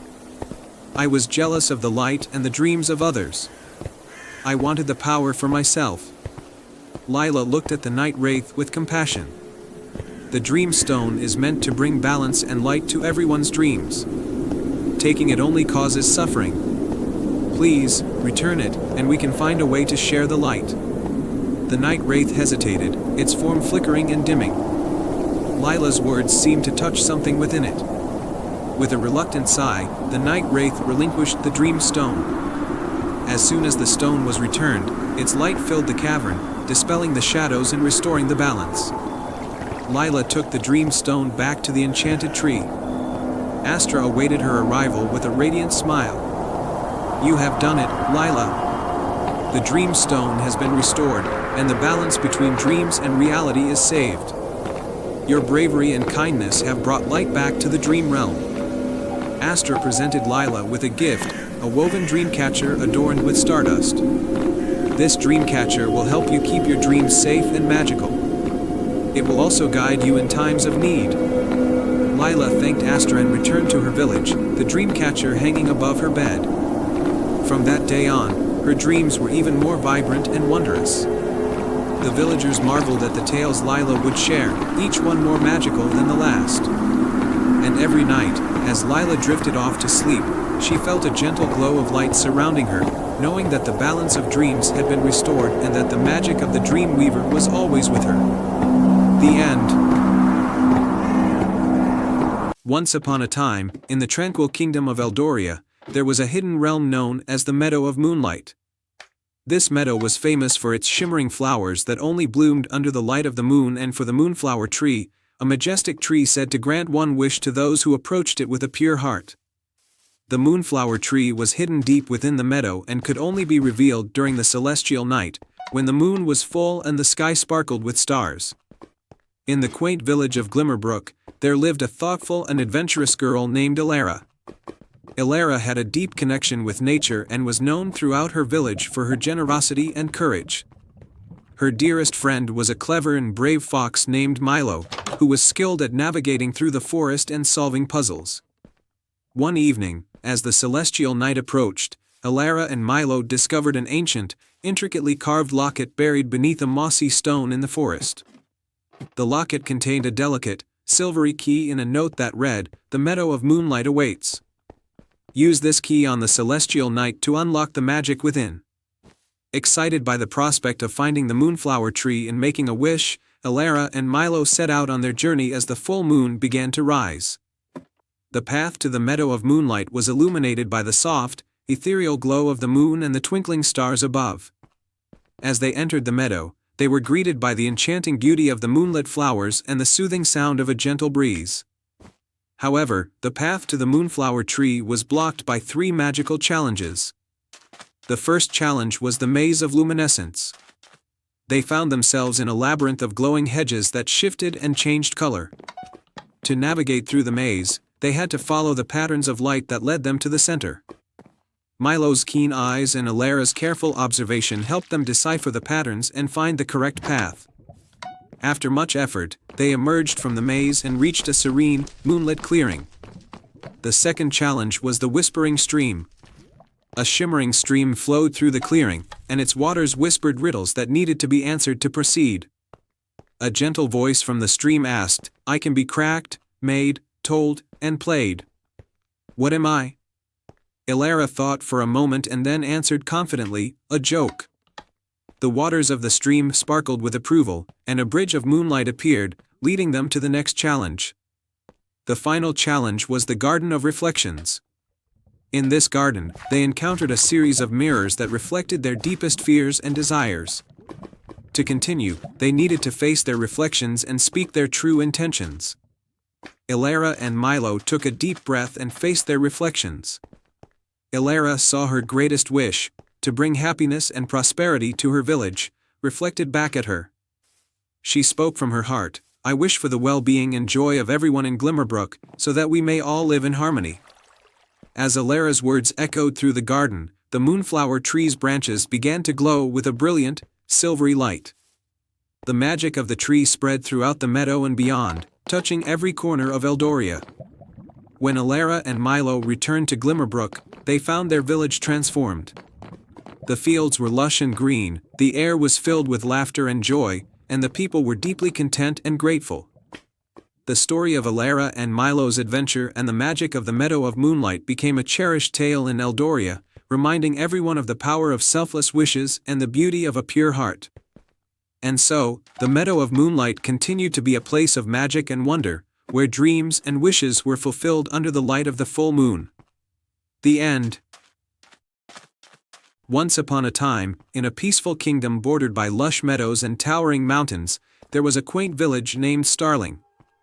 The villagers cherished their tranquil life, but they held a secret hope for something magical. They believed in an ancient legend about a mystical artifact called the Silver Bell, which was said to grant one wish to whoever rang it under the Starry River's light. The Starry River was a shimmering stream that flowed through the kingdom, known for its beautiful starlight reflections. Every year, during the harvest moon, the river would glow with a radiant light, guiding those who sought the Silver Bell. In this village lived a kind-hearted young girl named Elara. She had heard the legend of the Silver Bell and was fascinated by the tales of its magic. Elara's family was struggling, and her only wish was to find a way to bring prosperity and happiness to her loved ones. Determined to make her wish come true, she decided to embark on a quest to find the Silver Bell. The quest begins on the night of the harvest moon. Elara set off towards the Starry River. As she walked through the moonlit meadows, the stars above seemed to sparkle brighter, guiding her way. The air was crisp, and the gentle sound of the flowing river filled her with hope. When Alara reached the starry river, she was mesmerized by the way its waters glowed with starlight. The river seemed to stretch endlessly, and she could see reflections of countless stars dancing on its surface. At the edge of the river, she noticed an old wooden bridge leading to a small, mystical island in the middle of the river. The enchanted bridge. Alara crossed the bridge with care, and as she approached the island, she encountered a wise old turtle named Tiberius. Tiberius had a calm and knowing demeanor and greeted Alara with a warm smile. To find the silver bell, he said, you must complete 3 tasks. Only those with a pure heart and true intentions can succeed. The first task, the enchanted garden. Tiberius directed Alara to an enchanted garden on the island. The garden was filled with beautiful flowers, but they were wilting and losing their color. Alara noticed that the flowers needed water from the crystal fountain, which was hidden in the garden. Alara searched the garden and found the fountain covered in vines. She carefully cleared the vines and filled her small bottle with the sparkling water. As she watered the flowers, they began to bloom and regain their vibrant colors. The garden was soon filled with fragrant blossoms, and a golden path appeared leading her to the next task. The second task, the mysterious maze. Alara followed the golden path to a labyrinthine maze. The walls of the maze were covered in ivy, and the entrance was marked with a riddle: I have cities but no houses, forests but no trees, and rivers but no water. What am I? Alara thought hard and realized the answer was map. With the answer in mind, the maze's walls began to shift and open up, revealing a clear path through. Alara navigated through the maze with patience and careful observation, arriving at the exit. The third task, the heart of the forest. The final task led Alara to the heart of the forest, where an ancient oak tree stood with a hollow at its base. Inside the hollow was a small, golden key. Tiberius appeared and explained, this key unlocks the chest where the silver bell rests, but it can only be found with a heart full of kindness. Alara held the key and reflected on her journey. She thought about how her kindness and determination had helped her complete the tasks. With a heart full of hope and love for her family, she approached a stone pedestal with a chest on it. The silver bell. Alara used the key to unlock the chest, and inside, she found the silver bell, shimmering with a soft, silvery light. She carefully took the bell and rang it gently. The sound was clear and melodious, echoing through the night and across the river. As the bell rang, a magical glow spread across the starry river, and the reflections of the stars grew brighter. The forest around her seemed to come alive with color and light. Tiberius appeared and congratulated her. You have shown great heart and perseverance. Your wish for prosperity and happiness will be granted. The return to Starling. Alara returned to her village with the silver bell. The once dim and struggling village was transformed by the bell's magic. The fields flourished with crops, the village homes became warm and inviting, and the people were filled with joy and laughter. Alara's family was overjoyed, and the villagers celebrated with a grand feast. The story of Alara and the silver bell became a cherished tale in Starling, a reminder that with kindness and determination, even the most magical wishes could come true. And so, the silver bell continued to shine brightly, symbolizing hope and the power of a kind heart. The starry river remained a place of wonder, and Alara's story lived on, inspiring future generations to seek their own adventures and embrace the magic within their hearts. The end. Once upon a time, in a tranquil village nestled between rolling hills and a deep, ancient forest, there was a hidden meadow known only to a few.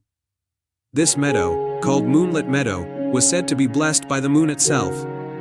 Under the light of the full moon, the meadow sparkled with a silvery glow, and the flowers danced in the night breeze. It was a place of magic and wonder, where dreams were said to come true. In this village lived a kind-hearted girl named Lily. Lily loved the meadow more than anything. She would often sneak away from her chores to visit it, marveling at its beauty and the gentle luminescence that filled the night air.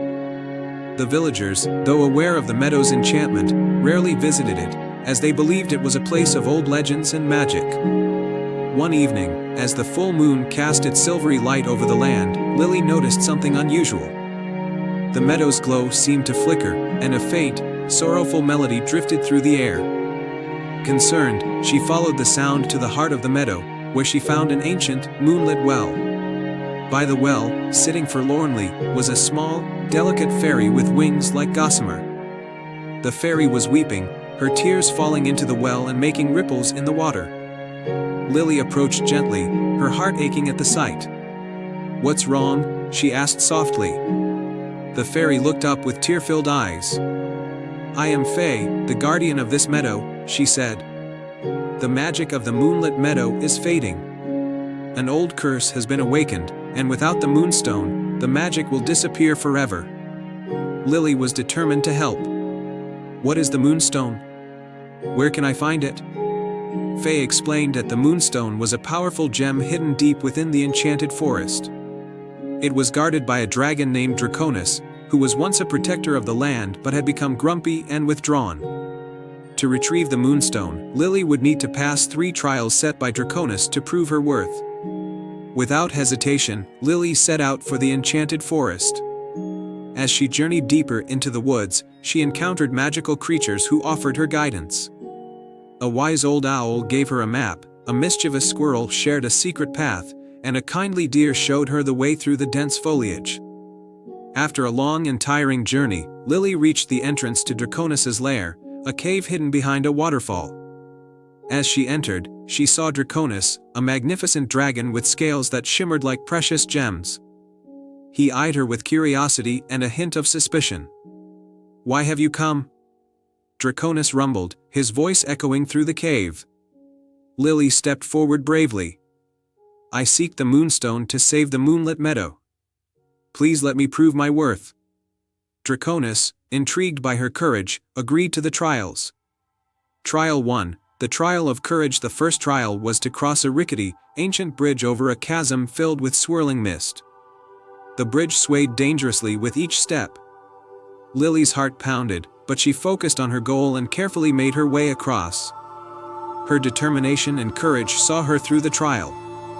Trial 2, the trial of wisdom. The second trial took place in a room filled with mirrors.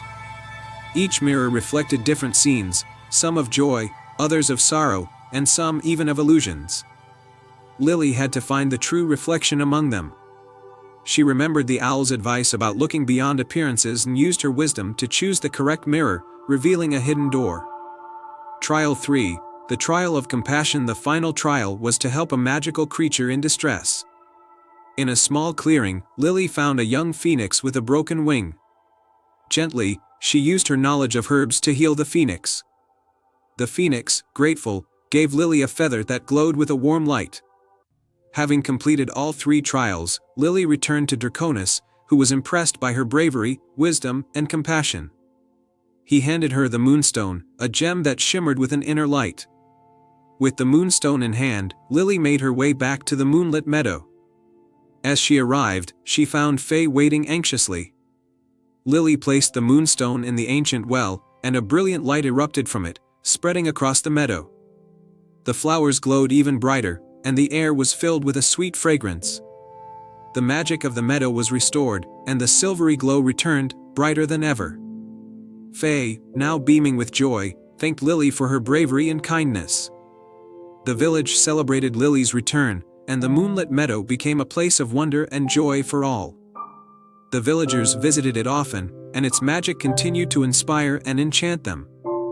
Lily's story was passed down through generations, a tale of courage, wisdom, and compassion that reminded everyone of the magic that could be found in even the most ordinary of places. And so, under the light of the moonlit meadow flourished, a beacon of hope and magic in a world full of wonder.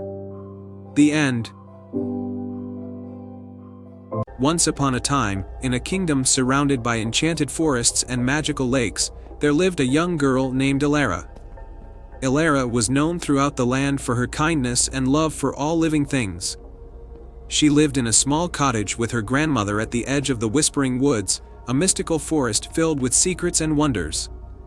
One evening, as Elara was picking wildflowers in the meadow, she heard a soft, sorrowful cry. Following the sound, she discovered a beautiful unicorn tangled in a thorny bush. The unicorn's silver mane shimmered in the twilight, and its eyes were filled with pain. "Oh, you poor creature!" Elara exclaimed. "How did you get stuck here?" The unicorn, sensing Elara's gentle nature, spoke in a voice as soft as the wind. "I am Luna, the guardian of the Whispering Woods. I was chased by hunters and got caught in this thorny trap. Can you help me, kind girl?" Elara's heart ached for the majestic creature. "Of course, Luna. I'll free you." With great care, she untangled the unicorn from the thorny vines, wincing as the thorns pricked her fingers. When Luna was finally free, she nuzzled Elara's hand in gratitude. "Thank you, Elara," Luna said. "You have a pure heart. The forest spirits will remember your kindness." Elara smiled and stroked Luna's mane. "It was nothing, Luna. I'm just glad you're safe." As the days passed, Elara and Luna became fast friends. Luna visited Elara often, and together they explored the hidden corners of the Whispering Woods. Luna showed Elara secret glades where the flowers glowed in the moonlight and taught her the songs of the forest spirits. One day, Luna came to Elara with a troubled expression. "Elara, the Whispering Woods are in danger.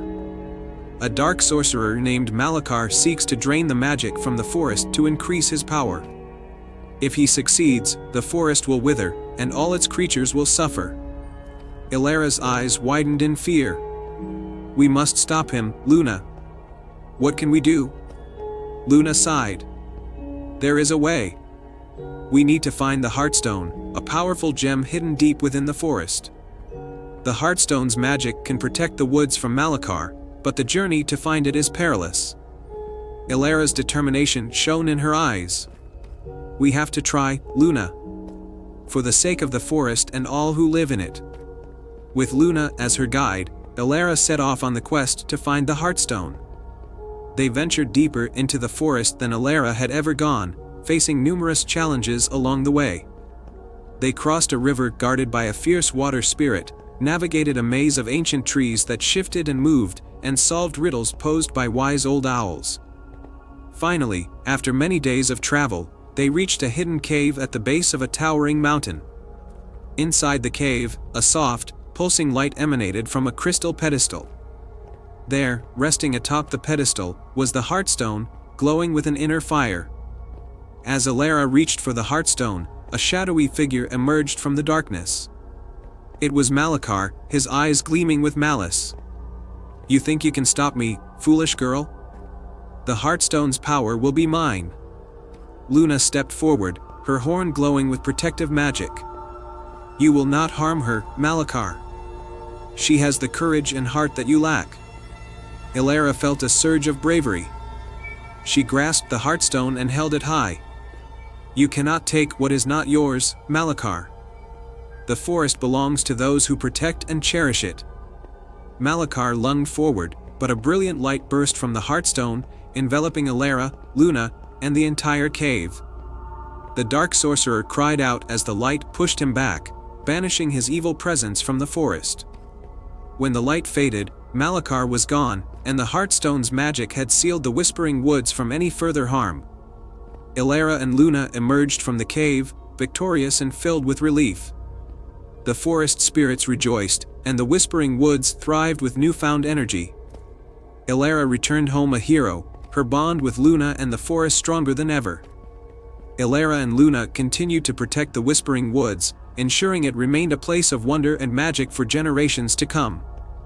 Their tale of bravery and friendship spread throughout the kingdom, inspiring others to cherish and protect the natural world. And so, Elara, the kind-hearted girl, and Luna, the guardian unicorn, lived happily ever after, knowing they had saved their beloved forest and its magical inhabitants. The end. Once upon a time, in a kingdom where the hills were covered in flowers and the rivers sparkled like diamonds, there was a peaceful village named Greenleaf. In this village lived a kind-hearted girl named Elara, who had a special bond with animals. She spent her days tending to the village garden and caring for the creatures of the forest. One day, while Elara was gathering wildflowers near the edge of the woods, she heard a faint, magical melody drifting through the air. Intrigued, she followed the sound and came upon a small clearing she had never seen before. In the center of the clearing stood an old, gnarled tree with golden leaves that shimmered in the sunlight. Perched on one of the branches was an exquisite songbird with feathers that glistened like a rainbow. The bird was singing the enchanting melody that had drawn Alara to this hidden grove. The song was so beautiful that it brought tears to Alara's eyes. As the bird finished its song, it looked down at Alara with wise, twinkling eyes. "Greetings, kind soul," the bird spoke in a voice as sweet as its song. "I am Lyra, the enchanted songbird. I have been waiting for someone with a pure heart to find me." Alara was astonished but managed to respond, "Hello, Lyra. Your song is so beautiful. Why have you been waiting for me?" Lyra fluttered her wings gracefully. "I have been enchanted by a spell that keeps me bound to this tree. The spell can only be broken by someone who truly understands the magic of kindness and love. If you help me, I can bring great joy to your village." Alara's eyes widened with hope. "How can I help you?" Lyra explained that in order to break the spell, Alara needed to gather 3 special items from the forest: the silver leaf, the moonstone petal, and the whispering feather. Each item was guarded by a magical creature and required a deed of kindness to obtain. Determined, Alara set off into the forest. Her first task was to find the silver leaf, which was guarded by a wise old tortoise named Terran. Terran lived by a tranquil pond and was known for his wisdom. When Alara reached the pond, Terran greeted her kindly. "To earn the silver leaf, you must help me gather herbs for my potion," he said. Alara agreed and spent the afternoon collecting herbs with Terran. In gratitude, Terran presented her with the silver leaf, which shimmered like liquid silver. Next, Alara ventured deeper into the forest to find the moonstone petal, which was guarded by a gentle deer named Lumina. Lumina's forest home was filled with moonlit flowers that bloomed only at night. To earn the moonstone petal, Alara helped Lumina care for the flowers and ensure they received enough light.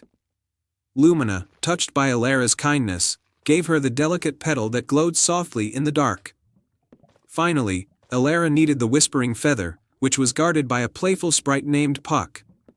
Puck lived in a hidden grove and loved to play games. To earn the feather, Alara joined Puck in his games, showing genuine joy and friendliness. Puck, pleased with her spirit, gifted her the feather, which shimmered with a soft, ethereal light. With all 3 items in hand, Alara returned to the clearing where Lyra waited. The enchanted songbird sang a joyous tune as Alara presented the silver leaf, moonstone petal, and whispering feather. As Lyra touched each item, a burst of magic enveloped the grove, breaking the spell that had bound her to the tree. Lyra transformed into a beautiful fairy with shimmering wings. "Thank you, Alara. Your kindness has set me free. As a token of my gratitude, I will grant a blessing to your village." With a wave of her wand, Lyra sent a wave of magical light towards Greenleaf. The village was soon transformed into a place of extraordinary beauty and joy. Flowers bloomed in vibrant colors, the river sparkled even brighter, and the animals seemed to sing along with Lyra's melody. Alara returned to the village, where she was greeted with cheers and celebrations. The villagers were amazed by the transformation and grateful for the magic that had touched their lives. Alara shared the story of her adventure, and the tale of the enchanted songbird became a beloved legend in Greenleaf. From that day on, the village thrived in happiness and harmony, and Alara's name was remembered as the kind-hearted girl who brought magic and joy to Greenleaf through her deeds of love and kindness. Once upon a time, in a faraway kingdom called Aveloria, there was a small village named Bramblewood nestled between the rolling hills and the deep, ancient forest. The village was known for its beautiful, sprawling gardens and the kind-hearted people who lived there. Among them was a young girl named Alara, who was known for her adventurous spirit and her love for animals. Alara lived with her grandmother, who was the village healer. Her grandmother often told her stories about the enchanted forest and the magical creatures that lived within it. One story that always intrigued Alara was about the legendary Golden Blossom, a flower said to have the power to heal any ailment and bring prosperity to the land. One day, a terrible drought struck Bramblewood. The gardens wilted, the rivers dried up, and the villagers grew desperate. Elara knew that the only hope for her village was to find the golden blossom. Despite her grandmother's warnings about the dangers of the enchanted forest, Elara decided to embark on the quest to find the magical flower. With a heart full of determination, Elara set off into the forest, accompanied by her loyal friend, a clever fox named Finn. As they ventured deeper into the forest, the trees grew taller and the light dimmer. They encountered many obstacles, but Elara's courage and Finn's cleverness helped them overcome each one. After several days of travel, they reached a glimmering pond guarded by a majestic swan with feathers that shone like the moon. The swan spoke in a melodious voice, "To find the golden blossom, you must first answer my riddle. Fail, and you shall be turned away." Elara nodded, ready to face the challenge. The swan asked, "I have roots that cannot be seen, I'm taller than trees, I move with the wind, I whisper without a voice. What am I?" Elara thought hard. She looked around and saw the trees swaying gently, their leaves rustling softly. "You are a mountain," she said confidently. The swan nodded gracefully. "You are correct. Follow the path that lies beyond, and you shall find what you seek." Elara and Finn continued their journey, following the path until they reached a clearing where a grand, ancient oak tree stood. The tree had a face, and it spoke with a deep, resonant voice. "To pass, you must prove your worth by showing compassion." As they pondered how to prove their compassion, they heard a rustling in the bushes. A small, injured fawn limped into the clearing, looking frightened. Elara's heart went out to the poor creature. She approached it gently and used the healing herbs her grandmother had taught her to mend the fawn's wounds. The fawn nuzzled her hand gratefully before bounding away into the forest. The ancient oak tree's face creased into a smile. "You have shown true compassion. You may pass." They walked past the oak tree and finally reached the heart of the forest, where the golden blossom was said to bloom. There, they found a beautiful, golden flower shining brightly in a beam of sunlight. But as Elara reached for it, a shadow fell over her. Malachar, a dark sorcerer who sought to use the golden blossom for his own evil purposes, emerged from the shadows. "You dare to take what is mine?" Malachar hissed, his eyes glowing with malice. Elara stood her ground, clutching the pendant her grandmother had given her for protection. "The golden blossom belongs to the forest and the people it can help. It doesn't belong to you." Malachar laughed, and with a flick of his wrist, he summoned a storm of dark magic. But just as he was about to strike, Finn leapt at him, distracting the sorcerer. In the chaos, Elara grabbed the golden blossom and held it high. The flower's light intensified, and a powerful wave of magic surged through the forest, banishing Malachar and restoring life to the land. The trees blossomed, the rivers flowed with crystal-clear water, and the forest creatures rejoiced. Elara and Finn made their way back to Bramblewood with the golden blossom, their hearts light with triumph. As they entered the village, the people gathered around, their faces filled with hope. Elara planted the golden blossom in the center of the village. Its magic spread, bringing rain to the parched land, healing the sick, and ensuring bountiful harvests for years to come. Elara became a hero in Bramblewood, her name spoken with gratitude and reverence. The village thrived, and the story of the brave girl and her clever fox who saved the village with the golden blossom was passed down through generations, inspiring courage and compassion in all who heard it. And so, the kingdom of Aveloria lived happily ever after, forever blessed by the magic of the golden blossom and the bravery of a young girl named Elara. Once upon a time, in the heart of a lush, enchanted forest, there was a small village named Verdantia. Verdantia was a place of wonder, where flowers sang in the breeze and trees whispered ancient secrets. The villagers lived in harmony with nature, but they were most captivated by the legend of the Moonlit Melody, a magical tune said to be played by a mysterious musician who appeared only on the full moon.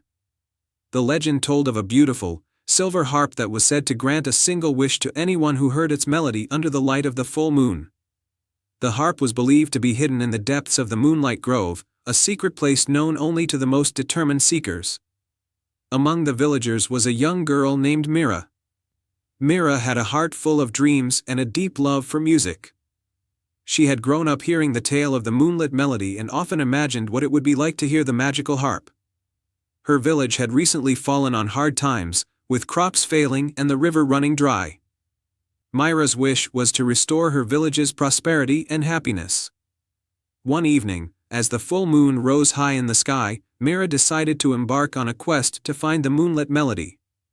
She followed the moon's silvery glow into the forest, guided by a sense of purpose and hope. As Myra walked deeper into the woods, she came upon a path lined with glowing fireflies. The fireflies formed a trail that seemed to lead her toward the heart of the forest. Following their gentle light, Myra soon reached the edge of a glistening, moonlit grove. The grove was filled with an otherworldly glow, and in the center stood an ancient oak tree with a golden door embedded in its trunk. With a deep breath, Myra approached the door and gently pushed it open. Inside was a breathtaking scene, a serene, moonlit glade surrounded by shimmering flowers and soft, twinkling lights. At the center of the glade was a silver harp, its strings glowing with a soft, ethereal light. As Myra stepped closer, a figure emerged from the shadows, a graceful, elven musician with flowing silver hair and a gentle smile. The musician was the guardian of the moonlit melody, and he played the harp with a touch so delicate that it seemed to blend with the very essence of the moonlight. Myra stood in awe as the enchanting melody filled the air. The music was like a whisper of the night wind, a dance of moonbeams, and a symphony of stars. The melody seemed to touch her heart deeply, filling her with a sense of peace and hope. After the musician finished playing, he looked at Myra with kind eyes. "You have found the moonlit melody," he said softly. "The magic of this harp can grant a single wish to one who seeks it with a pure heart. What is your wish?" Myra took a deep breath and spoke with sincerity. "I wish for my village to be restored to its former glory, so that my people may live in happiness and harmony once again." The musician nodded and placed a hand on the harp. The strings began to shimmer with an even brighter light, and a gentle breeze carried the magic of the melody through the forest. Myra watched in wonder as the grove transformed into a radiant tapestry of colors and light. As Myra returned to her village, she was greeted by a marvelous sight. The crops had flourished, the river was flowing abundantly, and the village was filled with a renewed sense of joy and prosperity. The villagers celebrated their good fortune, marveling at the sudden change that had brought them such happiness. Myra's bravery and the magic of the moonlit melody had restored their land, and the tale of her journey became a cherished story in Verdantia. The village thrived under the light of the full moon, and Myra's love for music and her selfless wish became a beacon of hope and inspiration for generations to come. And so, the moonlit melody continued to play softly in the hearts of the villagers, a reminder of the magic that lies within the pure and selfless wishes of those who seek to bring joy to others. Once upon a time, in a vibrant kingdom nestled between towering mountains and sparkling rivers, there was a small village known for its extraordinary gardens.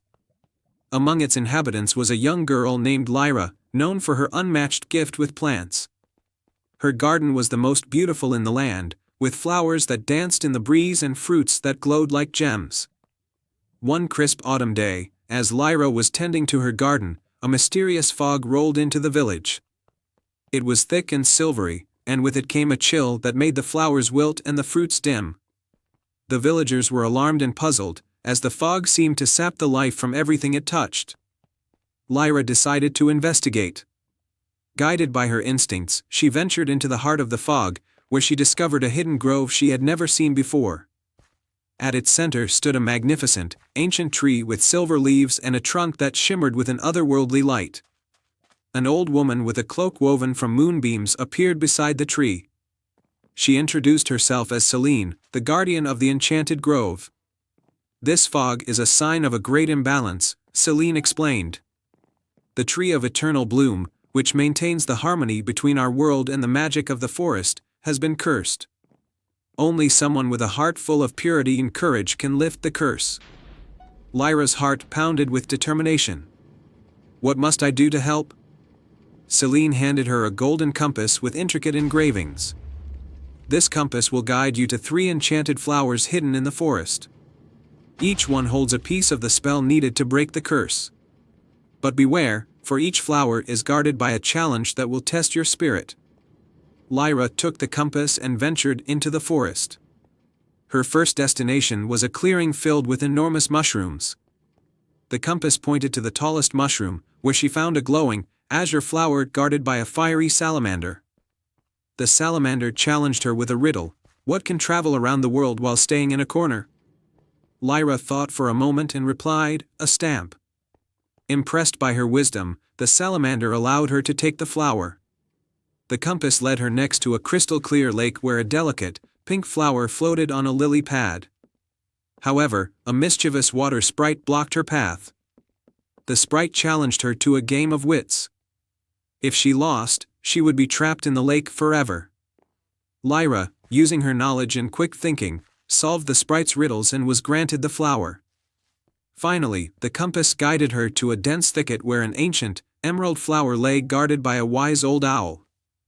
The owl asked her to prove her kindness by helping a lost fawn find its way back to its family. Lyra gently guided the fawn through the forest, and the owl, satisfied with her compassion, allowed her to take the final flower. With all three enchanted flowers in hand, Lyra returned to the grove. Selene instructed her to place the flowers around the base of the tree of eternal bloom and recite a spell of renewal. As Lyra completed the spell, the fog began to lift, and vibrant colors returned to the forest. The tree of eternal bloom radiated a brilliant light, restoring balance and harmony to the land. The villagers celebrated Lyra's bravery and kindness with a grand feast. The once fading garden flourished anew, more beautiful than ever, and the magical harmony of the forest was preserved. From that day forward, Lyra was known not only as a gifted gardener but also as a heroine who had restored the magic of the land. She continued to tend her garden, now blessed with the enchantments she had helped restore, and lived a life filled with wonder and joy. And so, the kingdom thrived in its renewed harmony, forever grateful to the girl with a heart full of courage and a love for the magic of nature. Once upon a time, in the heart of the Whispering Woods, there was an enchanted glade that glowed with a soft, silver light. The glade was said to be home to a magical creature known as the Moonlight Fox, whose fur shimmered with all the colors of the night sky. This fox had the power to grant a single wish to anyone who found the glade under the light of a full moon. In a nearby village, a young girl named Elara lived with her grandmother, who told her stories of the Moonlight Fox and the glade. Elara, with her heart full of dreams and kindness, wished to find the glade and help her ailing grandmother. She dreamed of a magical cure that would restore her grandmother's health and bring joy back into their lives. One evening, as the full moon rose high and bathed the world in its silvery glow, Elara decided to seek out the glade. With a lantern in hand and a heart full of hope, she ventured into the Whispering Woods. The forest was alive with the sounds of crickets and the gentle rustle of leaves. But Elara felt a comforting warmth guiding her way. As she walked deeper into the woods, she stumbled upon a trail of glowing flowers that seemed to lead her in the right direction. She followed the trail, her excitement growing with each step. The flowers' glow grew brighter until they revealed a clearing bathed in the ethereal light of the full moon. In the center of the glade stood the Moonlight Fox, its fur a dazzling tapestry of stars and moonbeams. Elara approached the Moonlight Fox with a mixture of awe and reverence. The fox's eyes, like two shimmering orbs, met hers with a gentle, knowing gaze. The Moonlight Fox spoke in a voice as soft as a breeze, "Brave child, you have found the enchanted glade. What is your heart's wish?" With a trembling voice, Elara said, "I wish for my grandmother's health to be restored. She has brought so much love and joy into my life, and I want her to be well again." The Moonlight Fox regarded Elara with a thoughtful look, then nodded. "A wish made with such pure intent is a rare and beautiful thing. I shall grant your wish, but remember, true magic comes from the love and care you show each day." With a wave of its shimmering tail, the Moonlight Fox conjured a soft, golden light that enveloped Elara. The light seemed to whisper promises of healing and hope. Elara felt a profound sense of peace and gratitude. As the light faded, the Moonlight Fox vanished into the night, leaving only the lingering glow of the flowers. Elara returned to the village with a heart full of hope. The next morning, her grandmother, who had been frail and tired, awoke feeling stronger and more vibrant than she had in years. The village marveled at her miraculous recovery, and Alara's wish was fulfilled beyond her wildest dreams.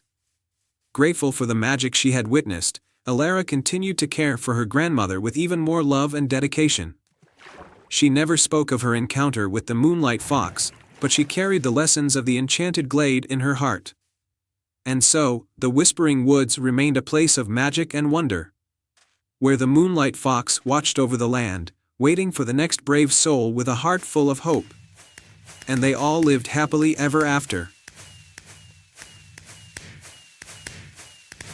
Once upon a time, on a rugged coast where the sea met the land with a dramatic crash of waves, stood an ancient lighthouse.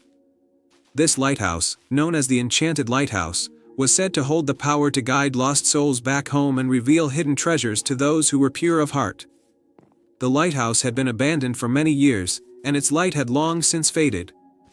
The villagers who lived nearby spoke of the lighthouse in hushed tones, sharing stories of its magical past. They believed that if someone were to restore the lighthouse would once again fulfill its legendary purpose.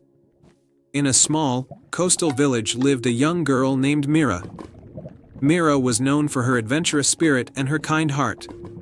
She often helped the fishermen and sailors, and her greatest wish was to bring hope and safety to those who ventured out to sea. When Mira heard about the enchanted lighthouse, she felt a deep calling to restore its light. One stormy night, Mira decided to embark on a quest to the lighthouse. She wrapped herself in a warm cloak and set out through the howling wind and driving rain. The journey was treacherous, but Mira's determination and courage kept her going. Upon reaching the lighthouse, Mira found it standing tall and weathered, its once bright paint now faded and chipped. She climbed the winding staircase to the top, where she discovered the old lantern chamber. The lantern was covered in dust and cobwebs, but Mira could see its intricate design and the remnants of its once glowing light. As she examined the lantern, a soft, ethereal voice spoke from within. To restore the light of the enchanted lighthouse, you must complete 3 tasks, each representing a different virtue. Only then will the magic of the lighthouse be awakened. Mira listened carefully as the voice continued. The first task is the task of compassion. Find and heal a wounded sea creature. With determination, Mira descended the lighthouse and ventured to the rocky shore. There, she found a sea turtle tangled in a fishing net, its flippers injured. Mira carefully freed the turtle and tended to its wounds with some herbal remedies she had brought. The sea turtle, grateful for her help, swam away with a newfound vigor, and Mira felt a sense of fulfillment. The second task was the task of bravery. Mira had to face her deepest fear. The voice guided her to a hidden cave beneath the lighthouse. Inside the cave, Mira encountered a swirling vortex of shadows. Her heart raced, but she took a deep breath and stepped into the shadows, finding a hidden chest containing a magical crystal. As she touched the crystal, the shadows vanished, and Mira's courage shone through. The final task was the task of wisdom. Mira had to solve a riddle inscribed on an old, weathered scroll, I have cities but no houses, forests but no trees, and rivers but no water. What am I? Star. Mira thought carefully about the riddle and realized the answer. A map, she said aloud. The scroll glowed with a soft light, and a hidden compartment in the lantern chamber opened, revealing a key. With the key in hand, Mira returned to the lantern chamber and unlocked the lantern's mechanism. As she did, the lantern began to glow with a warm, golden light. The light grew brighter and more intense, filling the lighthouse with a radiant glow that could be seen for miles around. The villagers saw the light from the lighthouse and were filled with hope and joy. Fishermen and sailors who had been lost or stranded were guided safely back to shore. The enchanted lighthouse had fulfilled its purpose once again, thanks to Mira's bravery, compassion, and wisdom. Mira returned to the village as a hero, and the tale of her quest and the restored lighthouse became a cherished story. The lighthouse continued to shine brightly, a beacon of hope and guidance for all who ventured out to sea. And so, the village thrived, and the enchanted lighthouse stood tall and proud, its light a symbol of the magic that can be found in the virtues of the heart. The end. Once upon a time, in the charming village of Everwood, nestled between rolling hills and serene meadows, there lived a skilled seamstress named Clara. Clara was known throughout the village for her beautiful quilts, each stitched with care and brimming with warmth and color.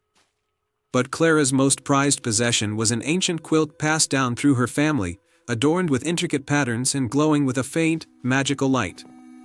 This quilt was said to be enchanted, with the power to grant a single wish to those who used it with a pure heart. But for years, Clara had kept the quilt tucked away, unsure of what to wish for and wanting to preserve its magic for a worthy purpose. One summer, a great drought struck Everwood, causing the crops to wither and the rivers to dry up. The villagers were worried, and Clara, seeing their distress, felt a strong urge to use the quilt's magic to help. But she hesitated, unsure if she was truly deserving of such a powerful gift. One evening, as Clara sat by her sewing table, a wise old owl named Oliver perched on her windowsill. Oliver had seen Clara's kindness and knew of the quilt's magic. "The village needs your help," Oliver hooted softly. "The drought is causing great suffering, and you have the means to make a difference. Use the quilt's magic to restore the land." Clara, moved by Oliver's words, decided it was time to act. She carefully unfolded the enchanted quilt and spread it out in her garden, making sure it was placed under the light of the full moon. As she did, the quilt began to shimmer and glow, casting a soft, silver light over the ground. She took a deep breath and made her wish.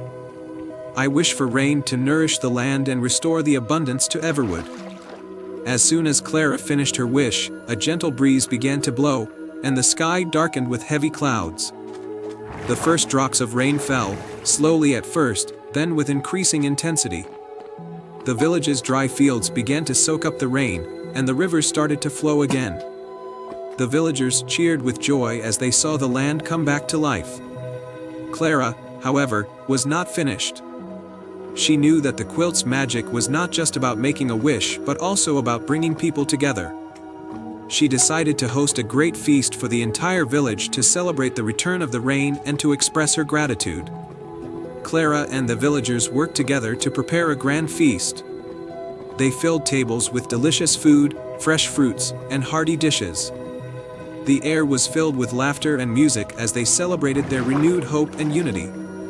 During the feast, Clara shared the story of the enchanted quilt with the villagers. She spoke of its magic and the importance of using such gifts to help others. The villagers were deeply touched by Clara's generosity and the way she had used her wish not just for herself but for the good of all. As the festivities continued, Clara felt a deep sense of fulfillment. She realized that the true magic of the quilt was not in the wish it granted but in the way it had brought the community together and restored their spirits. When the celebration came to an end, Clara carefully folded the enchanted quilt and placed it back in its special chest. The quilt's light had dimmed, but its magic remained, woven into the hearts of the villagers and the land it had helped restore. From that day on, Everwood thrived once more, with bountiful harvests and flourishing rivers. The tale of Clara and the enchanted quilt became a cherished story in the village, a reminder of the power of kindness, unity, and the true meaning of magic. And so, Clara lived happily, knowing that she had used the quilt's magic for a noble purpose, and the village of Everwood prospered in peace and harmony. And they all lived happily ever after. The tale of the Midnight Swan. Once upon a time, in a small village surrounded by misty meadows and quiet lakes, there was a legend about a mysterious swan that only appeared at midnight. The villagers called it the Midnight Swan, and it was said that anyone who caught a glimpse of it would have a single wish granted. But the swan was elusive, and many who sought it never returned, for the forest where it dwelled was enchanted and full of secrets. In this village lived a young girl named Elara. She was known for her courage and her kind heart, always helping others and caring for the animals in the village. But Elara had a secret wish that she had never shared with anyone. Her mother had fallen ill years ago, and despite all the remedies and care, she had never recovered. Elara wished for her mother to be well again, to see her smile and hear her laughter as she once did. One evening, as Elara was tending to her chores, she overheard the village elders speaking of the Midnight Swan. They spoke of its magical powers, how it could heal the sick and grant the deepest desires of those who found it. Elara's heart leaped at the thought. If she could find the midnight swan, she could wish for her mother's health to be restored. That night, as the moon rose high in the sky, Alara set out on her journey. She packed a small bag with some food and a blanket, and with her lantern in hand, she ventured into the forest. The trees stood tall and silent, their branches whispering in the wind. Alara's steps were light, but her heart was heavy with hope and determination. The forest was dark and full of shadows, but Alara pressed on, guided by the faint glow of the moon. As she walked, she heard the sound of rustling leaves and the distant hoot of an owl. The air grew cooler, and the mist began to thicken around her. Alara knew she was getting closer to the enchanted part of the forest where the midnight swan was said to dwell. After what felt like hours, Alara came upon a small clearing bathed in silver moonlight. In the center of the clearing was a still, glassy lake that reflected the stars above. The surface of the water was so smooth that it looked like a mirror. Alara held her breath, her eyes scanning the lake for any sign of the swan. Just as the clock struck midnight, the surface of the lake began to ripple. Slowly, gracefully, the midnight swan emerged from the water. Its feathers were as white as snow, glowing softly in the moonlight. Its eyes were dark and wise, and as it glided across the water, it seemed to carry an air of ancient magic. Alara stepped forward, her heart pounding in her chest. The swan turned its gaze toward her, and for a moment, they simply looked at each other. Alara could feel the magic in the air, a tingling sensation that made her feel both excited and a little afraid. "Midnight Swan," Alara called out softly, her voice trembling slightly, "I have come to ask for a wish. My mother is very ill, and I wish for her to be well again." The swan tilted its head as if considering her request. Then, it glided closer to the shore, its wings creating ripples on the surface of the lake. Alara could see the reflection of the moon in the swan's dark eyes, and she felt as though the swan was looking deep into her soul. Finally, the swan spoke, its voice like a soft breeze that carried through the night. "Your wish comes from a place of love and selflessness, young one. But know that all magic comes with a price. To heal your mother, you must give up something dear to you." Alara thought for a moment. She had very little of material value, but she was willing to give up anything if it meant her mother could be healthy again. "What must I give?" she asked. The swan's eyes softened. "You must give up your voice, Alara. In exchange for your mother's health, you will no longer be able to speak." Alara's heart sank at the thought. She loved to sing, to tell stories, and to speak with her friends and the animals she cared for. But then she thought of her mother, of how much she missed seeing her well and happy. With a deep breath, Alara nodded. "I will do it. I will give up my voice to save my mother." The swan lowered its head in acknowledgement. "Very well, Alara. Your wish shall be granted." The swan's wings began to glow with a soft, radiant light that filled the entire clearing. The light grew brighter and brighter until Alara had to close her eyes. She felt a warmth wash over her, and then a strange sensation in her throat, as if the words she wanted to speak were being gently taken away. When the light faded, Alara opened her eyes. The swan was gone, and the lake was still and quiet once more. She tried to speak, to call out, but no sound came. Her voice was gone. Alara felt a mixture of sadness and relief. She had given up something precious, but in doing so, she had gained something even more valuable. With a heavy heart, she turned and began the journey back to her village. When Alara arrived home, she found her mother already awake and sitting up in bed, looking healthier than she had in years. Her cheeks were rosy, and her eyes sparkled with life. Tears filled Alara's eyes as she rushed to her mother's side, embracing her tightly. Her mother smiled and hugged her back, whispering words of love and gratitude. Though Alara could no longer speak, the joy in her heart was enough. Her mother was well, and that was all that mattered. The village soon learned of Alara's sacrifice, and they marveled at her bravery and selflessness. She became known as the silent hero, and though she could no longer tell her stories, her actions spoke louder than any words ever could. And so, Alara lived happily with her mother, finding new ways to communicate through gestures and smiles. The village continued to thrive, and the legend of the Midnight Swan lived on, a reminder that true love and sacrifice could work wonders far greater than any magic. And they all lived happily ever after. I hope you enjoyed this fairy tale. Once upon a time, in a small village nestled between rolling hills and a dense, ancient forest, there was a young girl named Lila. Lila was known for her kindness and her love of the stars. Every night, she would climb up to the top of a hill just outside the village to watch the stars twinkle in the sky. But Lila's favorite was the moon, with its soft glow that illuminated the world below. One night, as Lila gazed up at the full moon, she noticed something strange. The moon's light seemed to be growing dimmer, as if it was losing its shine. The stars around it began to fade, and the sky grew darker and darker. Concerned, Lila rushed back to her village to tell the elders, but they were puzzled. No one had ever heard of the moon losing its light.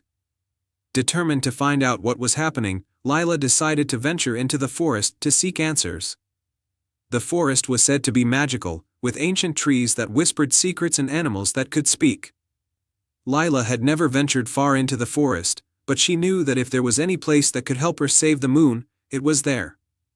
The Forest of Secrets. Lila set off early the next morning, carrying only a small lantern and a piece of bread. The forest was thick with trees, their branches intertwined to form a canopy that blocked out much of the sunlight. The air was cool and filled with the scent of pine and earth. As Lila walked deeper into the forest, she began to hear faint whispers, as if the trees were talking to each other. Suddenly, a small, golden fox appeared on the path in front of her. The fox had bright, intelligent eyes, and it spoke in a soft voice. "What brings you to the Forest of Secrets, little one?" Lila, though surprised to hear the fox speak, replied, "I've come to find out why the moon is losing its light. The moon is so important to me, and I want to help it shine again." The fox nodded. "The moon's light is fading because its heart is broken. It has been alone in the sky for too long, watching over the world but never having a friend. The only way to restore its light is to find the moonlit pond, deep within the forest. There, you can summon the moon's reflection, and if you can offer it a true gift of friendship, the moon's light will be restored." The journey to the moonlit pond. Lila thanked the fox and continued her journey, guided by the whispers of the forest. As she walked, she encountered many creatures who had heard of her quest. A wise old owl gave her a silver feather, saying, "This feather will show you the way when you are lost." A gentle deer offered her a sprig of lavender, saying, "This will calm your heart in times of fear." After many hours of walking, the forest began to change. The trees grew taller, and their leaves shimmered with a soft, silvery light. The air became cooler, and Lila could hear the sound of water flowing nearby. She followed the sound until she came upon a beautiful pond, its surface perfectly still and reflecting the sky above. Lila knew she had found the moonlit pond. The water was so clear that it looked like a mirror, reflecting the darkened sky and the faint, dim moon. She knelt by the edge of the pond and gently placed the silver feather and the sprig of lavender on the water's surface. The moon's reflection. As soon as the feather and lavender touched the water, the surface began to ripple, and the reflection of the moon shimmered. Slowly, a figure emerged from the pond, a delicate, glowing being that looked like a smaller version of the moon itself. It was the moon's reflection, and it gazed at Lila with sad, longing eyes. "Why have you come, child of the earth?" the moon's reflection asked, its voice as soft as a breeze. "I have come to offer you my friendship," Lila replied. "You watch over us every night, but I know you must feel lonely. I want to be your friend, to share stories with you and keep you company." The moon's reflection smiled, and the light around it grew a little brighter. "You are kind, little one, but what can a small girl offer the moon?" Lila thought for a moment, then reached into her pocket and pulled out a small, round stone. It was smooth and had a tiny star carved into it, something Lila had found one day while exploring the hills. She had always kept it as a treasure, but now she realized it was the perfect gift. "This stone is my most precious possession," Lila said, holding it out to the moon's reflection. "It reminds me of the stars and the sky, and it brings me comfort." I want you to have it, so you can remember that you're never alone." The moon's light restored the moon's reflection, took the stone and held it close. As it did, the reflection's light grew stronger, and the pond began to glow with a radiant light. The sky above started to brighten, and the moon's light slowly returned to its former glory. "Thank you, Lila," the moon's reflection said. "Your gift has filled my heart with warmth, and I no longer feel alone. I will shine brightly once more, and I will always watch over you, my friend."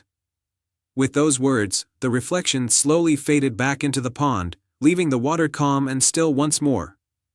Lila watched as the moon in the sky grew brighter and brighter, until it was shining as brilliantly as ever.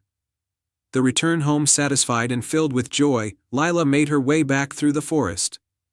The animals she had met earlier greeted her with smiles and nods, knowing that she had succeeded in her quest. The golden fox appeared once more and guided her back to the edge of the forest. When Lila returned to her village, she found the villagers gathered outside, marveling at the moon's restored light. They cheered when they saw Lila, knowing that she had been the one to save the moon. From that night on, Lila would often stand on the hill, talking to the moon as if it were an old friend. And every night, the moon would shine a little brighter, as if listening to her stories. The legacy of the moonlit pond. As years passed, the tale of Lila and the moonlit pond became a beloved story in the village. Children would gather under the stars to hear the story of how a young girl's kindness and bravery saved the moon's light. The moonlit pond remained a place of wonder, where the brave could still find the moon's reflection and offer their friendship. And so, the moon continued to shine brightly in the night sky, a reminder that even the loneliest hearts can find warmth and light through the power of true friendship. The end. Once upon a time, in a tranquil village nestled between rolling hills and shimmering lakes, there was a magnificent old willow tree known as the Whispering Willow. The tree was ancient, with branches that reached out like comforting arms and leaves that rustled softly in the wind. The villagers believed that the Whispering Willow held the secrets of the world and that it could speak to those with kind hearts. In this village lived a young girl named Lily. Lily was known for her gentle nature and her love for the forest. She often visited the Whispering Willow to talk to it, sharing her dreams and listening to the gentle whispers of the wind through its branches.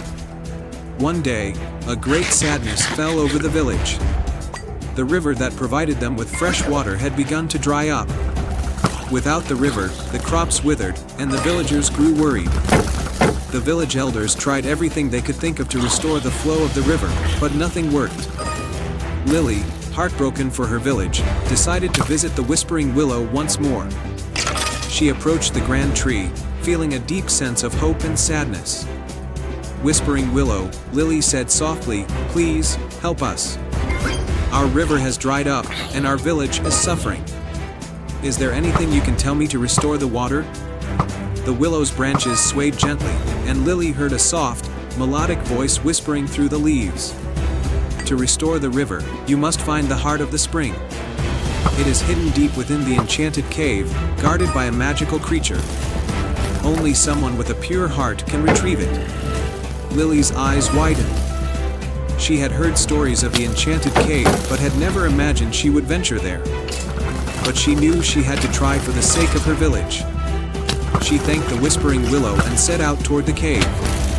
The journey to the enchanted cave was filled with challenges. Lily had to cross a bridge made of vines that swayed over a deep chasm. She used her courage and balance to carefully make her way across. Next, she navigated through a maze of tall, shimmering grass that seemed to move on its own. She trusted her instincts and followed a trail of glowing flowers that led her through the maze. Finally, Lily arrived at the entrance of the enchanted cave. It was dark and mysterious, but she stepped inside with determination. The cave was filled with sparkling crystals that lit the way, and the air was cool and damp. As she ventured deeper into the cave, she came upon a large chamber with a crystal-clear pool in the center. At the edge of the pool was a beautiful, glowing stone, the heart of the spring. But guarding it was a gentle-looking creature with shimmering wings and a silver mane. It was a water sprite, a guardian of the heart.